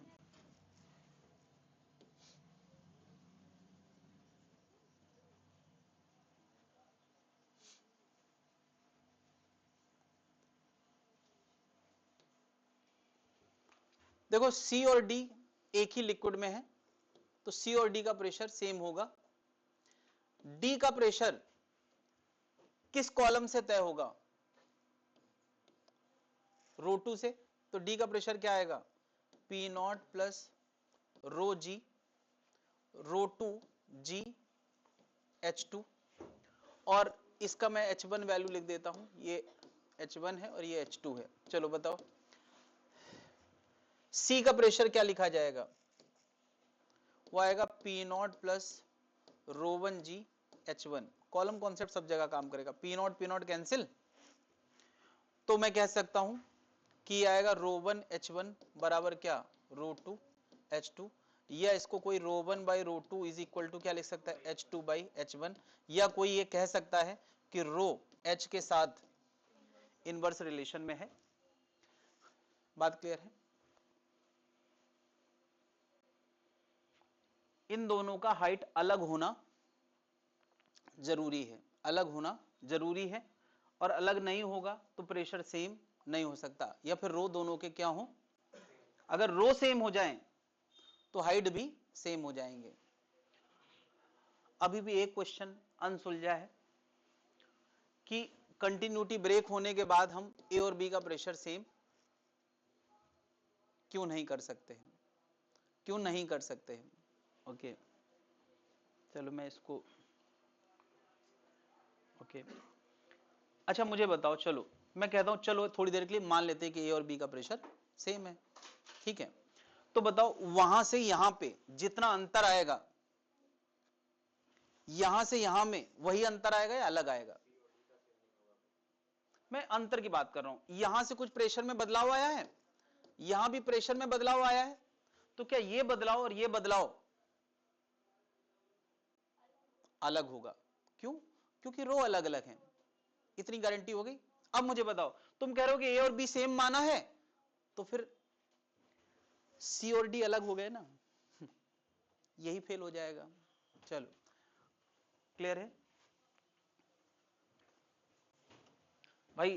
अंतर अलग अलग है, तुमने ए और बी सेम माना है, अंतर अलग अलग है, तो इनके भी अलग अलग होना चाहिए कि नहीं? तो यही फेल हो जाएगा कि सेम लिक्विड पे भी प्रेशर अलग अलग होते हैं। तो मैं कह रहा हूं क्या, ठीक है, कनेक्ट करने के लिए एक्सप्लेनेशन इतना काफी है, बाकी तो ये लॉ ऑफ प्रेशर है, तो बहुत ज्यादा उसके बारे में हम बात नहीं कर सकते। क्या इतनी बात क्लियर है भाई? इनके हाइट लेवल में सेम लेवल नहीं है। सेम लेवल कब होता? जब लिक्विड सेम होता। क्या इतनी बात समझ में आ गई है?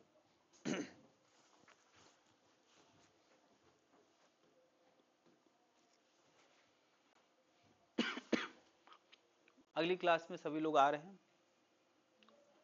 कोई ऐसा जिनकी अपॉइंटमेंट्स मीटिंग वगैरह कुछ नहीं? सबका फिक्स है? ठीक।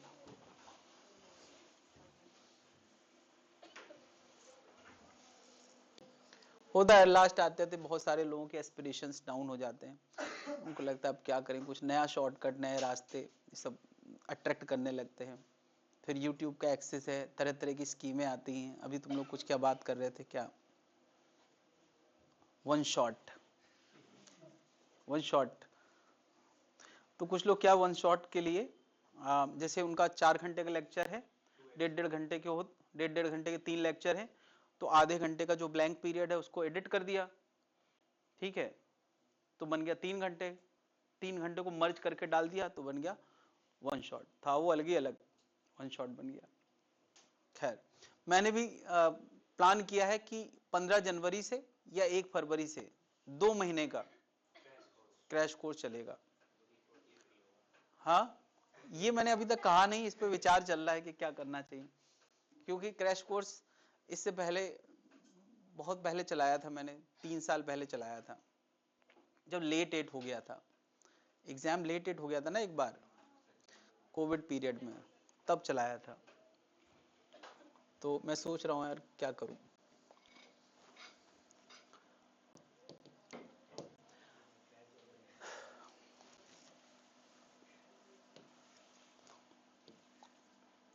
बता इस रीजन पे ये क्या है कि एक गैस कंटेनर है और उसमें एक ऐसा नल जैसा निकला हुआ है, टोटी जैसा निकला हुआ है, इसलिए निकला हुआ है कि जब कभी हमें इस गैस के अंदर का प्रेशर पता करना होगा, कंटेनर काफी बड़ा होगा, टोटी पतली सी होगी, नहीं तुमको सर गैस बर्बाद हो जाएगी, थोड़ा बहुत तो बर्बाद होती होगी, इसकी ओपनिंग यहाँ पे कुछ फंसा रहता होगा, ओपनिंग निकाली तो ये गैस जो है expose to this U tube हो गया। ये यू ट्यूब है जिसके अंदर एक हाई डेंसिटी का आमतौर पे मरकरी जैसा लिक्विड भरा हुआ है, ठीक है।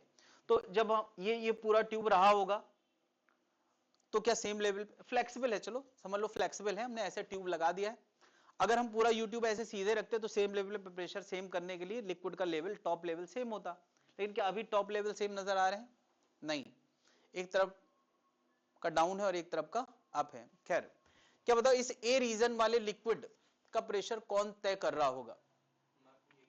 गैस, यानी यार ए का प्रेशर गैस तय कर रहा होगा, बी का प्रेशर हम कॉलम कॉन्सेप्ट से बता सकते हैं।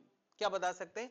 बी का प्रेशर होगा पी नॉट प्लस, और ये हाइट हमें यहां निशान लगा दो यार पूरे ट्यूब में, तो हमें हाइट अपने आप मिल जाएगी।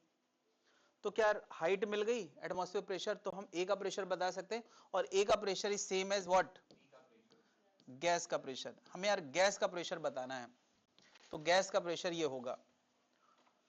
कई बार एक नाम लिखा होता है गेज प्रेशर, गेज प्रेशर, ये नाम पता नहीं क्यों बनाया गया है। गेज प्रेशर का मतलब होता है गैस का प्रेशर एटमॉस्फेयर से कितना ज्यादा है, एटमॉस्फेयर से कितना ज्यादा है। तो गेज प्रेशर गैस का प्रेशर नहीं होता है, gas pressure extra than the atmosphere, वो वैल्यू है, तो वो कितना होगा? रो जी एच। बात क्लियर है? यानी कुल मिला के हमें यार लिक्विड की डेंसिटी पता होगी, हमारा इंस्ट्रूमेंट है तो हमने कौन सा लिक्विड भरा है हमें पता है, यहां पे निशान लगा के हाइट दिख जाएगा, तो क्या हाइट से और डेंसिटी से हम तय कर सकते हैं कि गैस के अंदर कितना प्रेशर होगा। बात क्लियर है?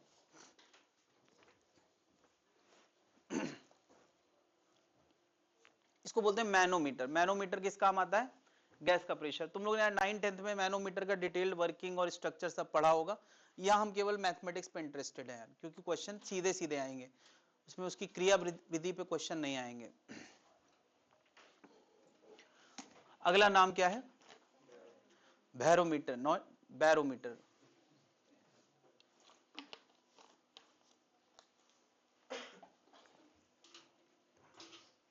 बैरोमीटर का पूरा प्रोसेस तुमने पढ़ा होगा कि एक ट्यूब होती है, उसके अंदर पूरा ऊपर लबालब मरकरी भरा जाता है, लबालब मतलब कि एकदम टॉप लेवल तक, फिर उसको उंगली से बंद करके एक पहले से भरे हुए कंटेनर के अंदर उंगली दबाए दबाए ले जाना होता है और फिर उंगली हटा लेना होता है। उंगली अंदर जाके हटाते ताकि उसके अंदर गैस का एक बुलबुला भी ना आ पाए। तो जैसे हम उल्टा रखते हैं उसको बड़े से कंटेनर में, तो मरकरी ऊपर से थोड़ा सा नीचे आ जाता है, इसको बोलते हैं टेरिसली वैक्यूम स्पेस, साइंटिस्ट के ऑनर में किया होगा कुछ।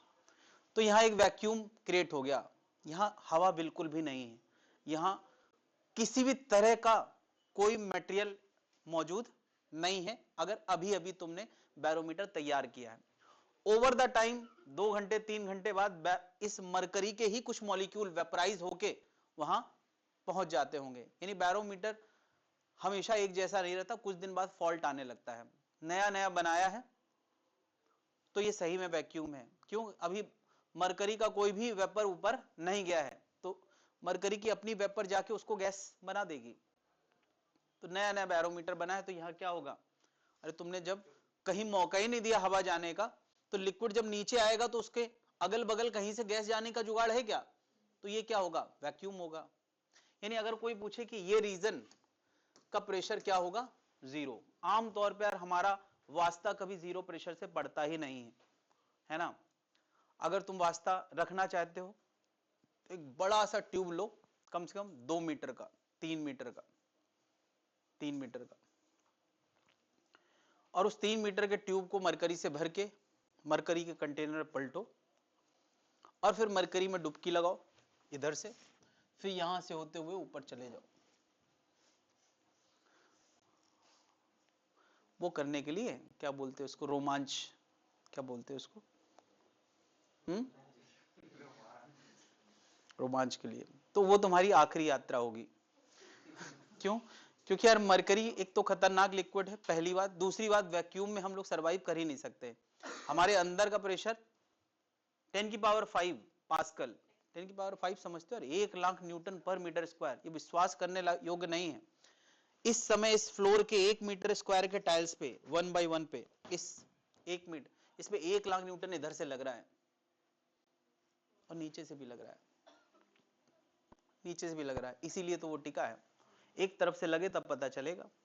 जब तुम यार इंजेक्शन का, जब वो सिरिंज में आगे का इंजेक्शन हटा लो, फिर आगे जो छोटा सा कवर होता है उसको उंगली से बंद करो और फिर खींचो, तो वहां वैक्यूम बनेगा।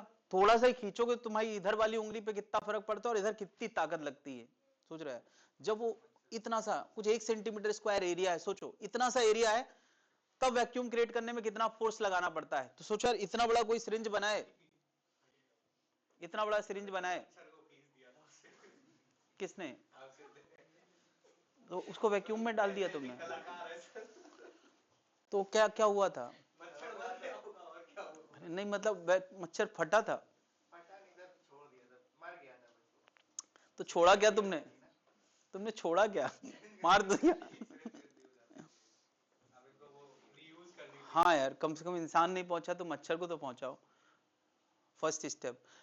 हालांकि उसके लिए क्या करना होगा यार?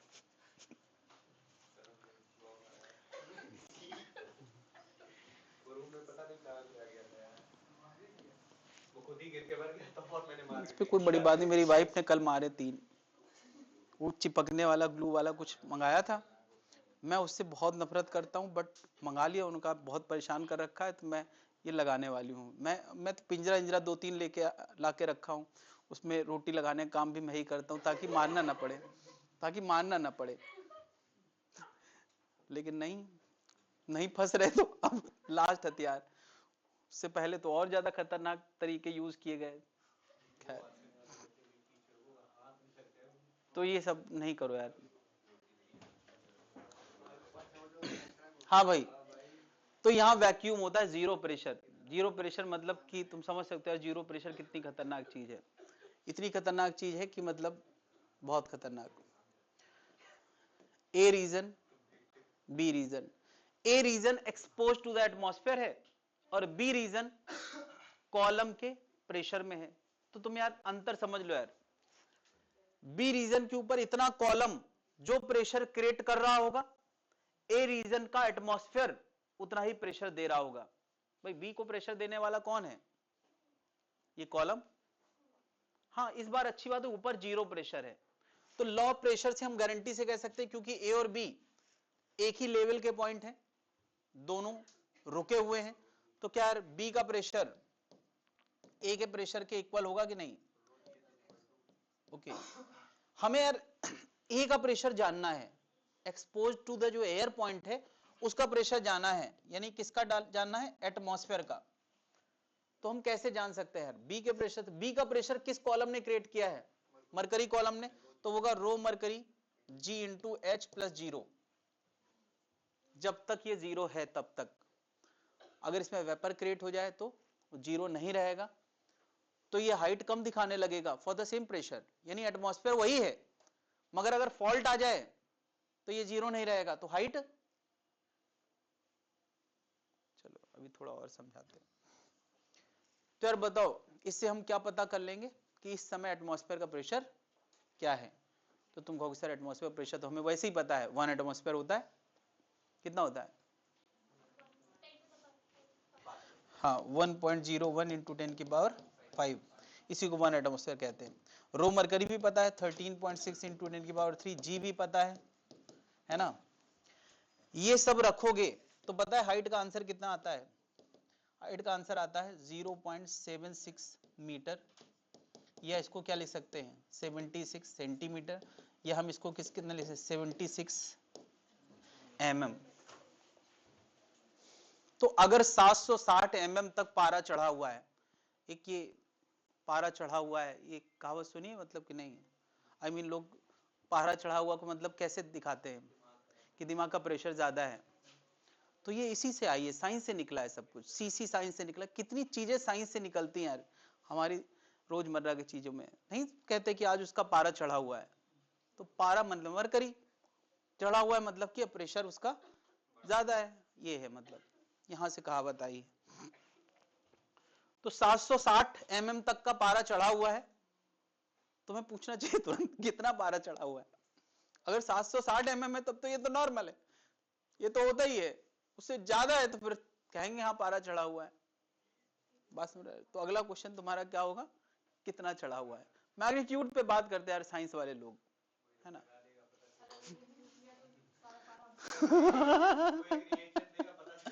ऑब्वियसली यार साइंस वालों को ये सब झेलना पड़ रहा है ज्यादा साइंटिस्ट बनोगे तो यही होगा।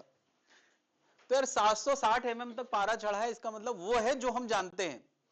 क्या 761 762 भी जाते ही होगा, वरना फिर मेजर करने के लिए रह क्या जाता, अगर हमें पता ही था तो फिर मेजर क्यों करेंगे। इसका मतलब जब H हम 0.76 डालेंगे तो प्रेशर 1.01 इंटू 10 टू पावर 5 आएगा, लेकिन अभी यार कहीं 80 सेंटीमीटर चढ़ा है तो ज्यादा प्रेशर होगा, 60 सेंटीमीटर है तो प्रेशर कम होगा। तो कुल मिला के यार प्रेशर हम मेजर कर सकते हैं कि नहीं, हमेशा थोड़ी 1 एटमॉस्फेयर रहता होगा। तो यार इतना प्रेशर को ही हम लोग क्या बोल देते हैं, 1 एटमॉस्फेयर। इतने प्रेशर को ही हम क्या कह देते हैं, 760 mm ऑफ Hg। यानी अगर कहीं कोई लिखता है यार 760 mm ऑफ Hg, तो इसका मतलब ये प्रेशर है क्या, नहीं, ये प्रेशर बैरोमीटर का हाइट है। तो जब भी कभी किसी लैंग्वेज में लिखा हो 2 सेंटीमीटर ऑफ Hg या 50 सेंटीमीटर ऑफ Hg, तो तुम्हें क्या इमेजिन करना है कि पारा 2 सेंटीमीटर चढ़ा है, मरकरी इतना चढ़ा हुआ है, 2 सेंटीमीटर ऑफ Hg भी देखने को मिलेगा। भाई वो बताना चाहता है लो प्रेशर है, तो कितना होगा, 2 सेंटीमीटर ऑफ Hg भी तो हो सकता है। तो क्या वो प्रेशर होता है, हाइट प्रेशर कैसे हो सकता है यार। तो इसका मतलब वो इशारा कर रहा है कि उसका मरकरी 2 सेंटीमीटर चढ़ा हुआ है। तो जब भी कभी हाइट में प्रेशर दिया जाए तो तुम्हें समझ जाना चाहिए कि वो प्रेशर नहीं है, वो इशारा है। अरे वो इशारा है, प्रेशर को सेंटीमीटर में देने का फैशन चला है, ये प्रेशर नहीं है, वो इशारा है। तो उससे अगर कोई कंपैरिजन वाले क्वेश्चंस हैं तो सेंटीमीटर में काम चल जाएगा, लेकिन अगर कहीं एग्जैक्ट यूनिट में हमें प्रेशर रखना है तब हमें क्या करना पड़ेगा प्रेशर निकालने के लिए। अगर हमें एग्जैक्ट यूनिट में प्रेशर लगना है तो क्या करना पड़ेगा, ये फॉर्मूला लगाना पड़ेगा, रो जी एच, एच जितना दिया है वो रखोगे तब प्रेशर निकल के आएगा स्टैंडर्ड यूनिट में। क्या बात समझ रहे हैं। तो कहीं कहीं ऐसा होगा जहां पे रखने की जरूरत पड़ेगी नहीं, क्योंकि कट जाती होंगी चीजें, कंपैरिजन बेस्ड क्वेश्चन होगा। कंपैरिजन बेस्ड क्वेश्चन में यूनिट का ध्यान रखने की जरूरत नहीं होती है, लेकिन कहीं यूनिट की जरूरत है तब सेंटीमीटर वाला प्रेशर उस क्वेश्चन में नहीं चलेगा। अगर तुम्हें कहीं फोर्स निकालना है ए एरिया पे और बोला है 2 सेंटीमीटर ऑफ Hg प्रेशर है, बताओ फोर्स कितना होगा, तो क्या फोर्स बराबर प्रेशर इंटू एरिया होता है, तो क्या 2 सेंटीमीटर रख दोगे, क्या करोगे, पहले तुम प्रेशर निकालोगे फिर एरिया से मल्टीप्लाई करोगे। तो ये समझ लें भाई, प्रेशर सेंटीमीटर में दिया जाता है, उसका क्या मतलब है कि पारा इतना चढ़ा है, मरकरी इतना चढ़ा है। बात क्लियर है। अब मैनोमीटर बैरोमीटर, इन दोनों को ही लेके कुछ कॉमन बातें हैं जो फैशन में चल रही हैं। ये बातें यार देखा जाए तो इस टॉपिक की है ही नहीं।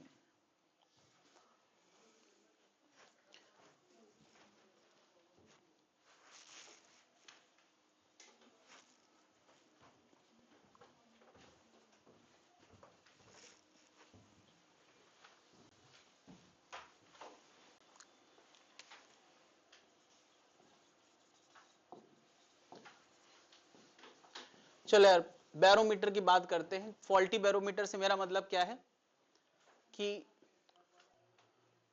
जो वैक्यूम वाला रीजन है वहां वेपर्स है, vapours are there at region of vacuum, यानी जो टेरेसली स्पेस है वहां पर थोड़ा सा वेपर आ जाए तो क्या वो सही हाइट दिखाएगी, सही से ज्यादा या सही से कम। सही क्या है, सही क्या है कि इसका वेपर ना होता, जीरो प्रेशर होता तो सही हाइट दिखाता, सही से कम, तो क्या दिखाएगा, विल शो लेस हाइट। और जब लेस हाइट दिखाएगा इसका मतलब हम उससे जो इवेल्युएट करेंगे तो क्या इवेल्युएट करेंगे, कम प्रेशर इवेल्युएट करेंगे। यानी फॉल्टी बैरोमीटर कम प्रेशर दिखाएगा। कई बात समझ पा रहे हैं?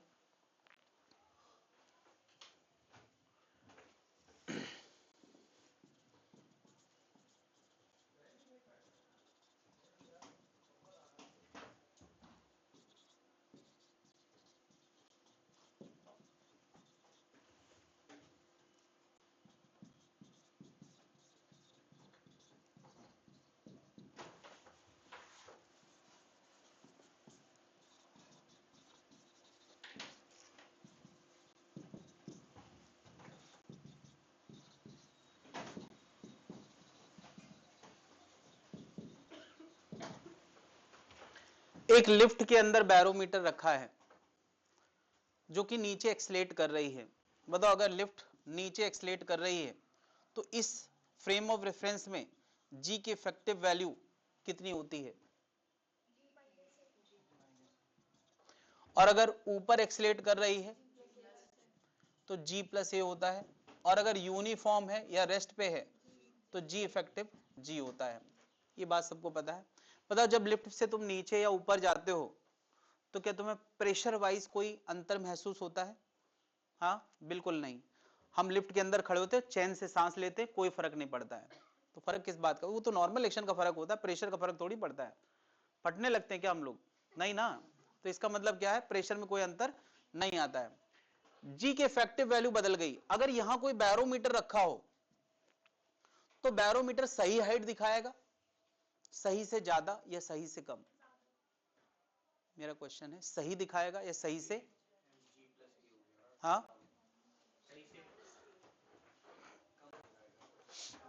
पहले वाला G माइनस ए ज्यादा दिखाएगा। जब नीचे एक्सीलरेट मैं क्या कह रहा हूं, प्रेशर जो कुछ है वो है, प्रेशर जो कुछ है, बीच में पलटना पड़ता है, कभी कभी इधर कभी उधर, है ना। और एक थर्ड नंबर है जिसमें आधा इधर भी दिखता है।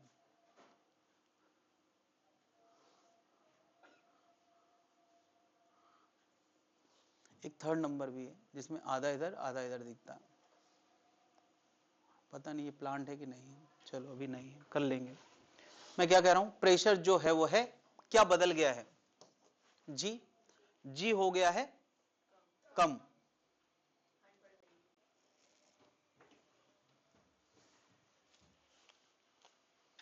H will be higher than normal। यानी ये ज्यादा प्रेशर डिस्प्ले करेगा। क्या बात समझ में आ रही है? ये ज्यादा प्रेशर डिस्प्ले करेगा। अरे भाई बैरोमीटर का प्रेशर किससे तय होता है? रो जी इंटू एच से। मैं कहता हूं प्रेशर वही है जो लिफ्ट का है, प्रेशर में कोई अंतर भाई, बाहर वो होता है वही अंदर होगा, लेकिन हाइट का आंसर किससे तय होगा? रो इंटू जी इफेक्टिव से ना, रो इंटू जी इफेक्टिव इंटू एच। तो बता जी इफेक्टिव अगर कम हो गया है, जी इफेक्टिव डिक्रीज करा है तो एच बढ़ जाएगा। तुम समझ गए होगे यार, जी इफेक्टिव बढ़ गया है तो हाइट कम हो जाएगा। जी इफेक्टिव जी है तो हाइट वही रहेगा जो लिफ्ट रोके जाने पे नजर आएगा। क्या जनता समझ पा रही? ये तो यार हम लोग स्यूडो फोर्स के जमाने से जानते, बस ये मैथ्स जरा ध्यान रखें कि P does not change. Lift चलने से P नहीं बदलता है, लिफ्ट चलने से प्रेशर नहीं बदलता है। हवा सब जगह कनेक्टेड है एक दूसरे से, तो ऐसा नहीं कि लिफ्ट चलने से प्रेशर बदल जाता है। सडनली चलने में थोड़ा बहुत फर्क पड़ता होगा, लेकिन उससे प्रेशर में कोई खास फर्क नहीं आता है।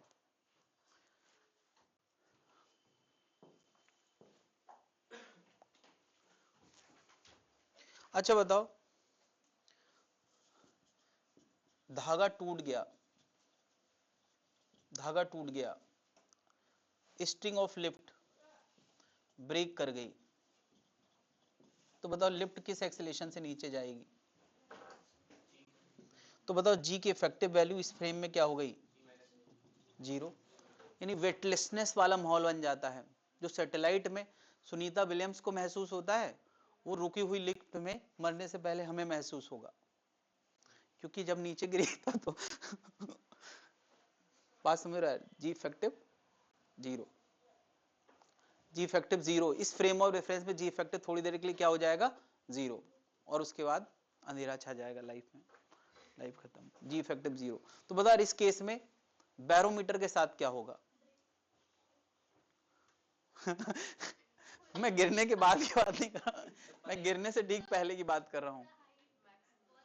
हाइट बहुत ज्यादा हो जाएगी भाई, हाइट, हाइट बराबर क्या होगा P upon rho G effective into H. तो क्या बताओ जब रिप्स की रस्सी टूटी होगी तो प्रेशर में कोई फर्क पड़ा होगा? नहीं। जी की इफेक्टिव वैल्यू क्या हो गई 0, तो हाइट कितनी हो गई? तो इनफाइनाइट से मतलब क्या है? अरे इनफाइनाइट से मतलब कि मरकरी तो चाहेगा कि चाहे जितना बाहर निकलना चाहेगा, लेकिन बैरोमीटर पूरा फुल हो जाएगा, बस उसके बाद क्या, बस अर्थे बैरोमीटर को नीचे फंसा रखा हो किसी चीज में, नहीं तो ये बैरोमीटर को ही उठा देगा। यानी tube will be completely filled, completely filled, जितनी बड़ी ट्यूब होगी पूरी भर जाएगी। ये सब बातें यार मैथ से निकल रही हैं, इसीलिए यार इसको ज्यादा फील करने की कोशिश ना करो, बस ये समझो कि ये लिखा है और हर चीज का एक्सप्रेशन यहां से निकल रहा है, सीधे सीधे स्टेटमेंट पूछे जाते हैं, इसलिए नोट करते चले जाएं।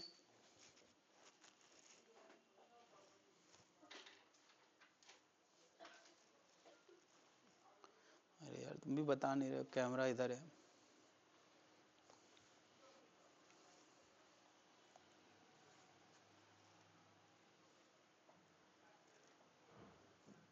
ठीक, 1 नंबर पे ये, 2 नंबर पे ये, 3 नंबर पे ये, ठीक, दोनों चलेंगे। खैर फिलहाल अभी अंदाजा लगाओ यार अपने मन से। हाँ भाई, तो ये डिस्कशन यार क्या मैनोमीटर के लिए भी तो काम करेंगे? नहीं करेंगे भाई, जी इफेक्टिव मैनोमीटर को इफेक्ट नहीं करेगा, तो बातें बैरोमीटर के लिए फेमस है, कल को कोई मैनोमीटर पूछ ले तो तुम्हें समझना आना चाहिए। तो अगर अपने आप को जितना ज्यादा मैथ से कनेक्ट करोगे ना, तुम्हारी थ्योरी सिमट के बहुत कम होती जाएगी। फिजिक्स में यार ये खास बात है, और जितना ज्यादा तुम थ्योरेटिकल होगे, राइटर को तुम्हारी थ्योरी पता है कि तुम कैसे पढ़ते हो, वो घुमा के ऐसा क्वेश्चन पूछेगा कि तुम गलत थ्योरी लगा के चले आओगे। इसलिए फिजिक्स में तुम्हें मैथमेटिकल होना ही पड़ेगा, इसकी चॉइस नहीं है कोई। कुछ लोग आज भी ढूंढ रहे हैं कि कोई तो तरीका होता होगा जिसमें फिजिक्स आसान हो जाती होगी, तो कोई तरीका नहीं होता यार, मैं ये बता दूं। उसके लिए तुम्हें थोड़ा मैथमेटिकल होना ही पड़ेगा, इतना तो होना ही पड़ेगा यार जितना मैं अभी तुम्हें बता रहा हूं, कम से कम, वरना फिर तुम्हारे लिए अनलिमिटेड फिजिक्स होगी, तुम कभी संभाल ही नहीं पाओगे। क्या ये तीनों बातें क्लियर हो गई हैं?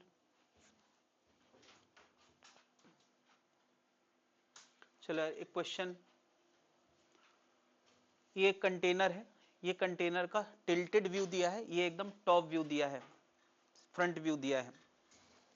10 मीटर ऊंचा कंटेनर है, 10 मीटर ऊंचा कंटेनर है, ये 5 मीटर की साइड है, अंदर वाली 4 मीटर की है, और एटमॉस्फेरिक प्रेशर कितना है 1 इंटू 10 की पावर 5 न्यूटन पर मीटर स्क्वायर। ये 1.01 को 10 की पावर 5 कर दिया गया है, इजी।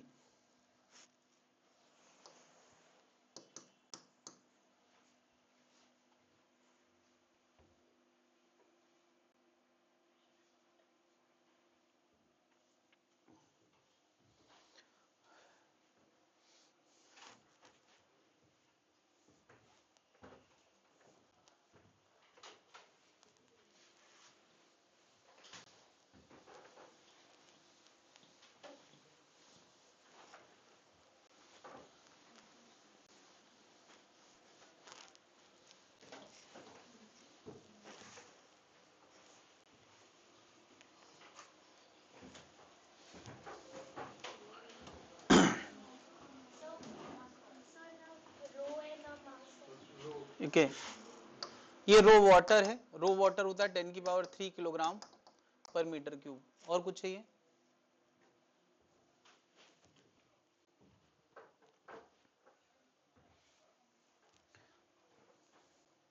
वाटर भरा हुआ है इसके अंदर, और रो दिया है।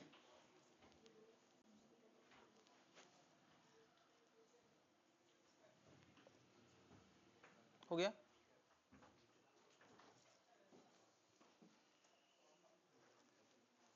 ठीक, सेकंड नंबर करें।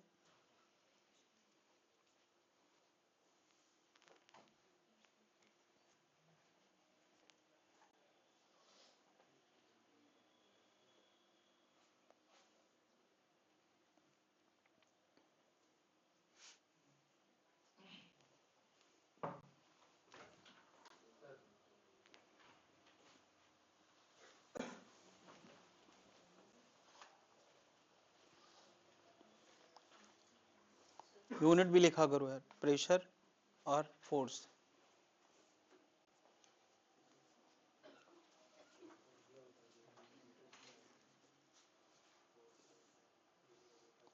ठीक,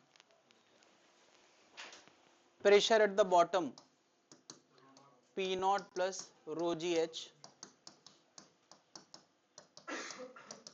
जी 10 ले लेना है, हाइट 10 है तो 10 plus 10 power 5 है, तो 2 into 10 power 5। कितने लोग आ गए यार? कोई दिक्कत है? फोर्स पूछा यार बॉटम पे कितना लगेगा, तो फोर्स होता है प्रेशर इंटू एरिया। प्रेशर कितना? 2 इंटू 10 की पावर 5 इंटू एरिया कितना? हाँ, बॉटम का एरिया कितना होगा? 5 इंटू 4 20, तो ये आ गया 40 इंटू 10 की पावर 5 न्यूटन। देख ले आराम से। चलो अभी यार ये क्वेश्चन तो रह ही गया।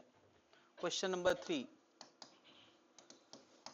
Force on right wall. चलो यार इसको मैं थोड़ा इजी कर देता हूं, इसमें तुम कठिन वाला मेथड ना ही समझो। पहला आंसर, दूसरा आंसर देखो जरा। क्या यहां से यहां तक ये दीवार है, इस दीवार पे फोर्स लाना है, तो क्या प्रेशर एक जैसा है? नहीं है। प्रेशर कैसा है? वेरिएबल है। और पता है प्रेशर हाइट का फंक्शन है। प्रेशर कैसा है? हाइट का फंक्शन है, लीनियर फंक्शन है। फिजिक्स में यार जब जब लीनियर फंक्शन के साथ कोई प्रोडक्ट होता है, लीनियर फंक्शन के साथ कोई प्रोडक्ट होता है और हमें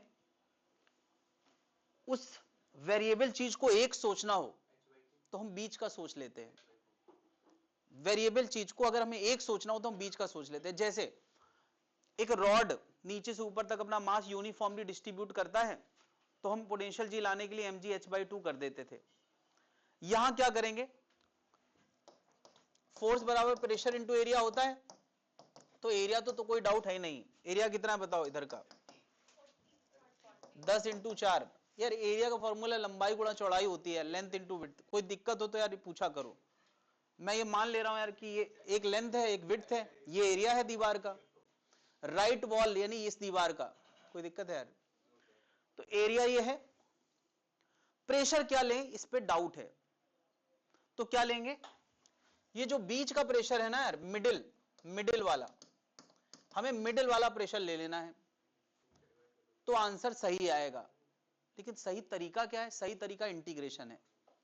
उसमें हम एक छोटे से एरिया का पहले फोर्स निकालेंगे फिर इंटीग्रेट करेंगे, बट हमें इंटीग्रेशन के चक्कर में नहीं पड़ना है। क्या करना है? मिडिल का प्रेशर क्या होगा? मिडिल का प्रेशर क्या होगा? P not plus rho ji H by 2। बस ये करना है। क्या जनता समझ गई है? P not is what?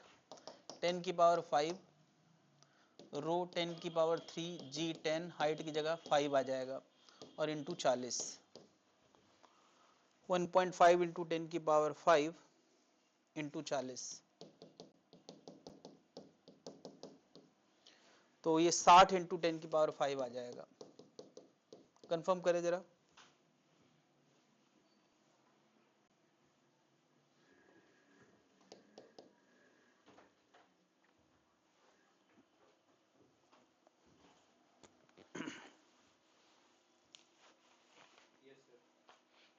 समझ गए?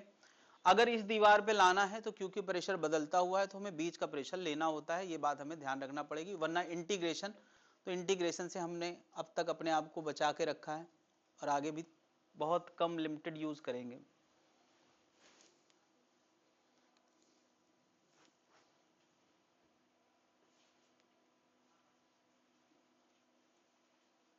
Done.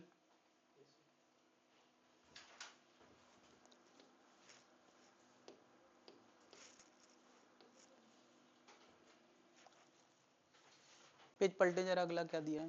Typical height of liquid is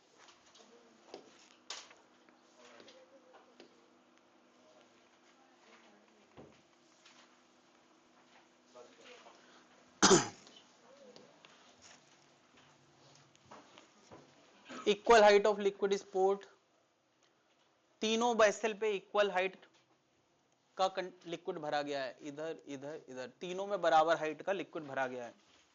ठीक है, तो हमें कंपेयर करना है, कंपेयर करना है। अच्छा, इनके एरिया सेम है, base area, base area are same, are same, सबके बेस एरिया सेम है। तो हमें प्रेशर कंपैरिजन करना है, 1 रीजन का, 2 रीजन का और 3 रीजन का प्रेशर कंपैरिजन करना है।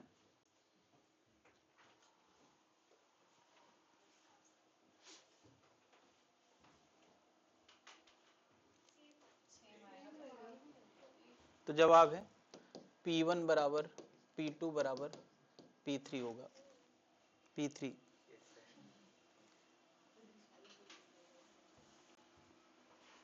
P3 मुझे हायर करना था, कोई बात नहीं, F3 हायर करेंगे।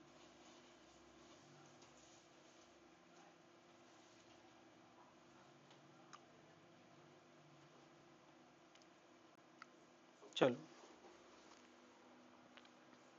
Equal volume of the liquid is poured. Base area same है, ये सबके एरिया,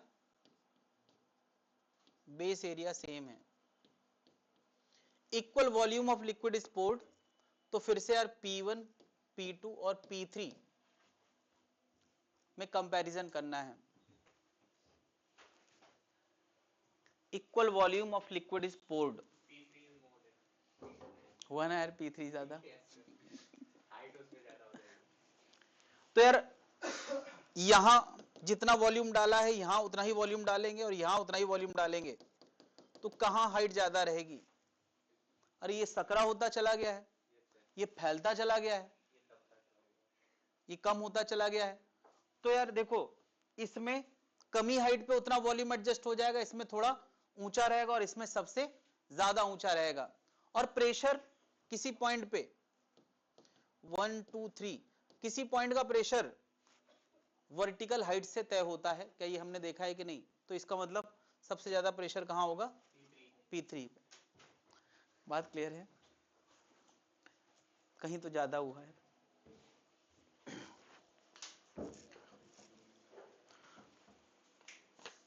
यहाँ का पारा ज्यादा है।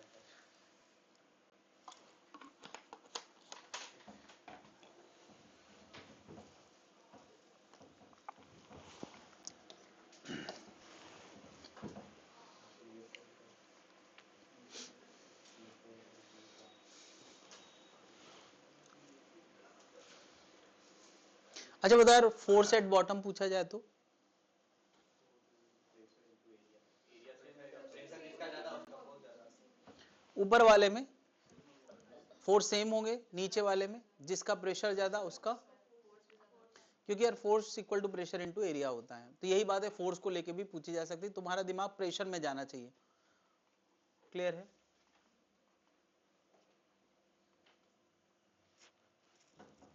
पन्ना पलटे, इसके बाद कौन सा क्वेश्चन है? यही सब क्वेश्चंस है, फिर उसके बाद Archimedes principle. Okay, accelerating vessel आ गया।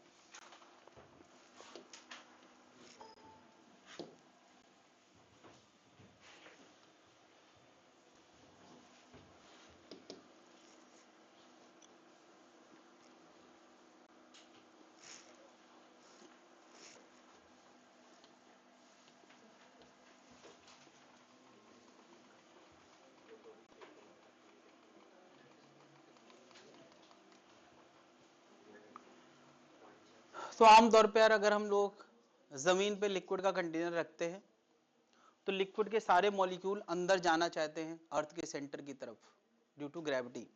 तो बात इक्वालिटी पे खत्म होती है, यानी पानी का टॉप लेवल जी के परपेंडिकुलर होता है ना, यानी फोर्स जहां लगता है उसके परपेंडिकुलर होता है। लेकिन अगर इस कंटेनर को हम ए के एक्सेलेरेशन से चला दें, ए के एक्सेलेरेशन से, तो यार ये कंटेनर के फ्रेम ऑफ रेफरेंस में एक एडिशनल फोर्स इन्वॉल्व हो जाता है और वो फोर्स है स्यूडो फोर्स। यानी mg तो लग ही रहा था और अब एक स्यूडो फोर्स ma महसूस हो जाएगा। ये बात बहुत पहले की है, वहां से चीजों को थोड़ा सा और आगे बढ़ाएंगे, बाकी सब चीजें पुरानी हैं।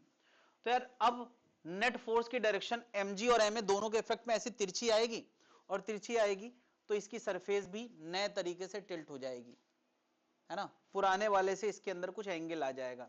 तो हम यही बातें करने वाले हैं, एंगल कितना,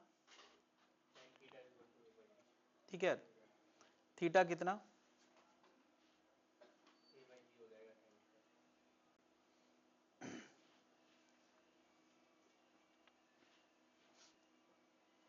यही बता दे यार, चलो यही देखें जरा।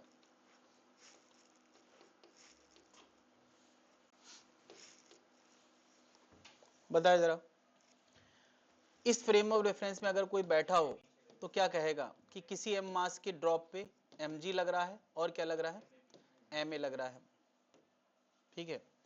mg और ma का नेट, mg और ma का नेट, mg और ma का नेट ऐसा कुछ आ जाएगा। ये वेक्टर का रूल है, इसमें कुछ ऐसी साइंस है नहीं। क्या ये वर्टिकल के साथ जो थीटा होगा, टेन थीटा, तुमने यार पहले भी लिखा है, tan theta equal to perpendicular by, तो m से m कट गया, कितना आ गया a by G. Tan theta का आंसर, अगर कोई थीटा का आंसर पूछे तो क्या लिखोगे, tan inverse a by G. यानी यार surface will be tilted by this angle. अच्छा बता यार, सरफेस का जो एंगल मैंने निकाला है ये नेट फोर्स का, क्या वो वर्टिकल से ये निकाला है, नहीं, ये नेट फोर्स का वर्टिकल के साथ एंगल। तो अगर ये थीटा होगा तो मैं शो कर सकता हूं ये भी उतना ही एंगल होगा। ये तुमने यार याद है इंक्लाइन प्लेन के डिस्कशन में, लॉज ऑफ मोशन में मैंने बताया था कि ये थीटा है तो ये 90 माइनस थीटा होगा तो ये थीटा होगा, यानी जो एंगल ये होगा वही एंगल। यानी कोई पूछे यार कि जी की लाइन कितना टिल्ट कर गई है, उसका भी आंसर ये होता है। कोई पूछे कि लिक्विड सरफेस से कितना टिल्ट कर गया है, उसका भी आंसर है। क्या जनता समझ पा रही है। एक और बात कि इस समय किसी एम मास पे पता है फोर्स कितना लग रहा है, क्या फोर्स नेट निकालने के लिए इसका और इसका नेट करना पड़ेगा, कितना आ गया है, m अंडर रूट ए स्क्वायर प्लस। यानी इस दुनिया में जिस फ्रेम और रेफरेंस में हम बैठे हैं, इस दुनिया में g की जगह g की इफेक्टिव वैल्यू कितनी आने लगी है, अंडर रूट ए स्क्वायर प्लस जी स्क्वायर। तो क्या इस दुनिया में गहराई का मतलब बदल गया है। ये आदमी, चलो यार इस आदमी को एक जार के अंदर बंद कर दो, इसको नहीं बाहर की दुनिया के बारे में पता, तो ये क्या कहेगा कि ये कंटेनर टेढ़ा है, कंटेनर ऐसा रखा होना चाहिए था। तो मैं याद है यार वो फ्रेम ऑफ रेफरेंस जहां पे मैंने पूरा एक कार्ट बनाया था, तो उसने अपना कमरा मॉडिफाई कर लिया था, तो इसको ये कंटेनर टेढ़ा लग रहा होगा रखा हुआ, खुद भी तो यार बड़ी मुश्किल से बैठा होगा, ये कैसे खड़े होना चाहता है, ऐसे, भाई यही तो कंफर्टेबल है। जब उसको नेट फोर्स ऐसे लग रहा है तो उसके खड़े होने का तरीका कैसा होगा, ऐसे। तो वो इस पूरे कंटेनर को सीधा करना चाहता है, इसके हिसाब से कंटेनर टेढ़ा है, इसके हिसाब से ये खुद भी टेढ़ी जगह पे बैठा है। क्या जनता समझ पा रही है। पता इस फ्रेम ऑफ रेफरेंस में गहराई का मतलब, जस्ट अ मिनट, ओके, ये गहराई वाली डायरेक्शन है, ये जो डायरेक्शन है ना, ये गहराई वाली डायरेक्शन है। अगर इस फ्रेम ऑफ रेफरेंस में कोई एक कॉलम बनाए ऐसा और पूछे कि बताओ ये गहराई कुछ h है तो यहां का प्रेशर कितना होगा, एनीवन बताओ यहां का प्रेशर कितना होगा, वो होगा P not plus rho G effective into H. क्या समझ रहा है। और जी इफेक्टिव की जगह क्या आएगा, अंडर रूट ए स्क्वायर प्लस। क्या जनता समझ पा रही है। पूरी कहानी इस फ्रेम ऑफ रेफरेंस में बदल गई है। तो क्या पुरानी कहानी यहां पे गलत साबित हो जाएगी, जस्ट अ मिनट। अगर कोई इस फ्रेम ऑफ रेफरेंस में कुछ पुरानी बात करना चाहे,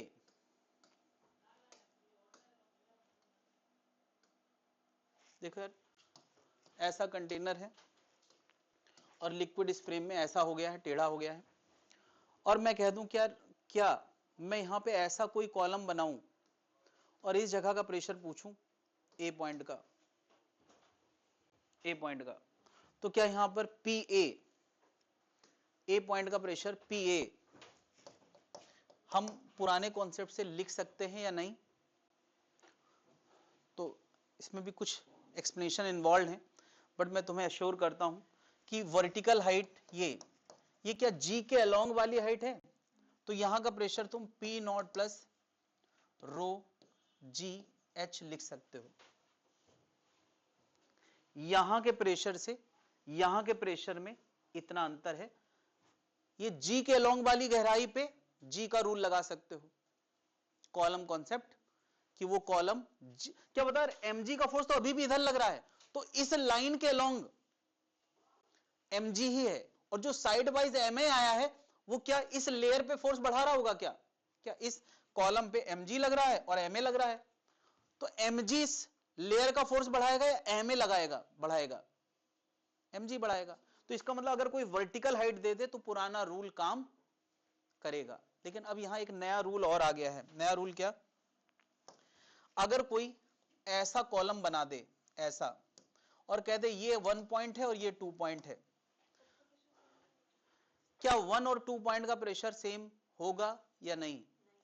नहीं, क्योंकि लेवल का कॉन्सेप्ट यहां पर बदल गया है। लेवल का कॉन्सेप्ट ये है, यानी अगर कोई ऐसे लिख दे 1 और 2, तो इस 1 और 2 में प्रेशर सेम होगा, क्योंकि वहां गहराई का मीनिंग बदल गया है। इस 1 और 2 का प्रेशर सेम नहीं होगा। तो क्या इस लेयर का प्रेशर 1 वाली लेयर के मुकाबले 2 का प्रेशर 1 वाली के मुकाबले ज्यादा होगा? और पता है वो प्रेशर कैसे आएगा?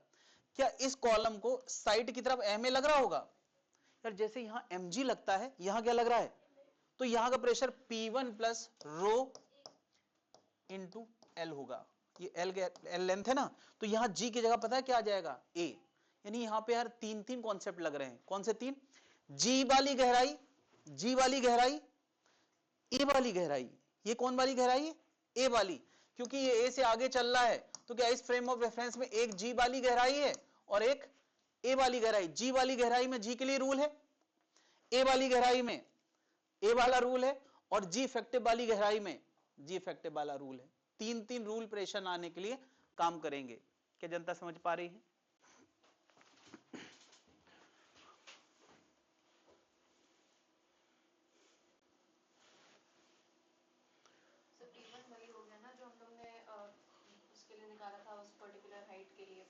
पुराने कॉलम वाला कॉन्सेप्ट, पुराने कॉलम वाला जी वाली गहराई। देखो मैं कह रहा हूं तीन गहराई है, जी वाली गहराई तो जी वाला रूल लग रहा है, ए वाली गहराई तो ए वाला रूल लग रहा है, और ये गहराई कौन सी है?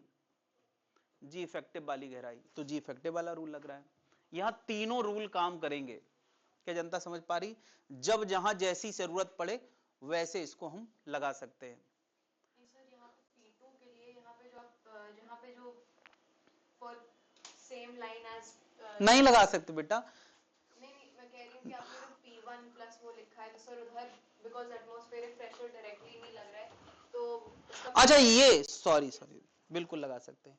अगर कोई ये गहराई H2 जानता हो, तो क्या इस 2 पॉइंट का प्रेशर एक और तरीके से भी लिखा जा सकता है?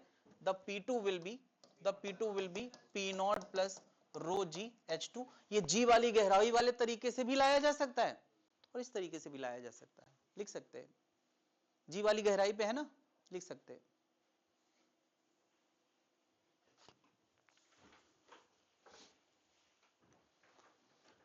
यानी इस 2 पॉइंट का प्रेशर दो तरीकों से लाया जा सकता है, बल्कि तीन तरीकों से। कोई ऐसा तिरछी हाइट दे दे उस तरीके से भी लाया जा सकता है। जी इफेक्टिव वाली लाइन के लॉन्ग, क्या ये तीनों बातें प्रेशर वाली बातें और ये टिल्टिंग वाली बातें। अब जब टिल्टिंग वाली बात चलती है तो एक और बात होती है कि फ्रंट वॉल और रियर वॉल में ये लेवल और ये लेवल में अंतर आ गया है, तो ये लेवल का अंतर कितना होगा, ये मुझे यही बता देना चाहिए था। क्या बताया? टेन थीटा ए और जी के टर्म में लिख चुके हो। टेन थीटा ज्योमेट्री के टर्म में क्या लिखोगे बताओ? इस ट्राइंगल में टेन थीटा क्या है? क्या टेन थीटा ए बाई जी ये समझ में आ गया है? ज्योमेट्री के हिसाब से टेन थीटा तुम क्या लिखोगे? अगर इसकी चौड़ाई लेटर से वेसल की चौड़ाई d है, क्या लिखोगे? Delta H by D. तो डेल्टा एच का आंसर कितना हो जाएगा? a by G into D. कोई ये पूछे क्या टॉप फ्रंट वॉल और रियर वॉल के बीच में level difference, liquid level difference, liquid level difference between front wall and rear wall, पीछे वाली और आगे वाली दीवार के बीच में हाइट का अंतर होगा। क्लियर है?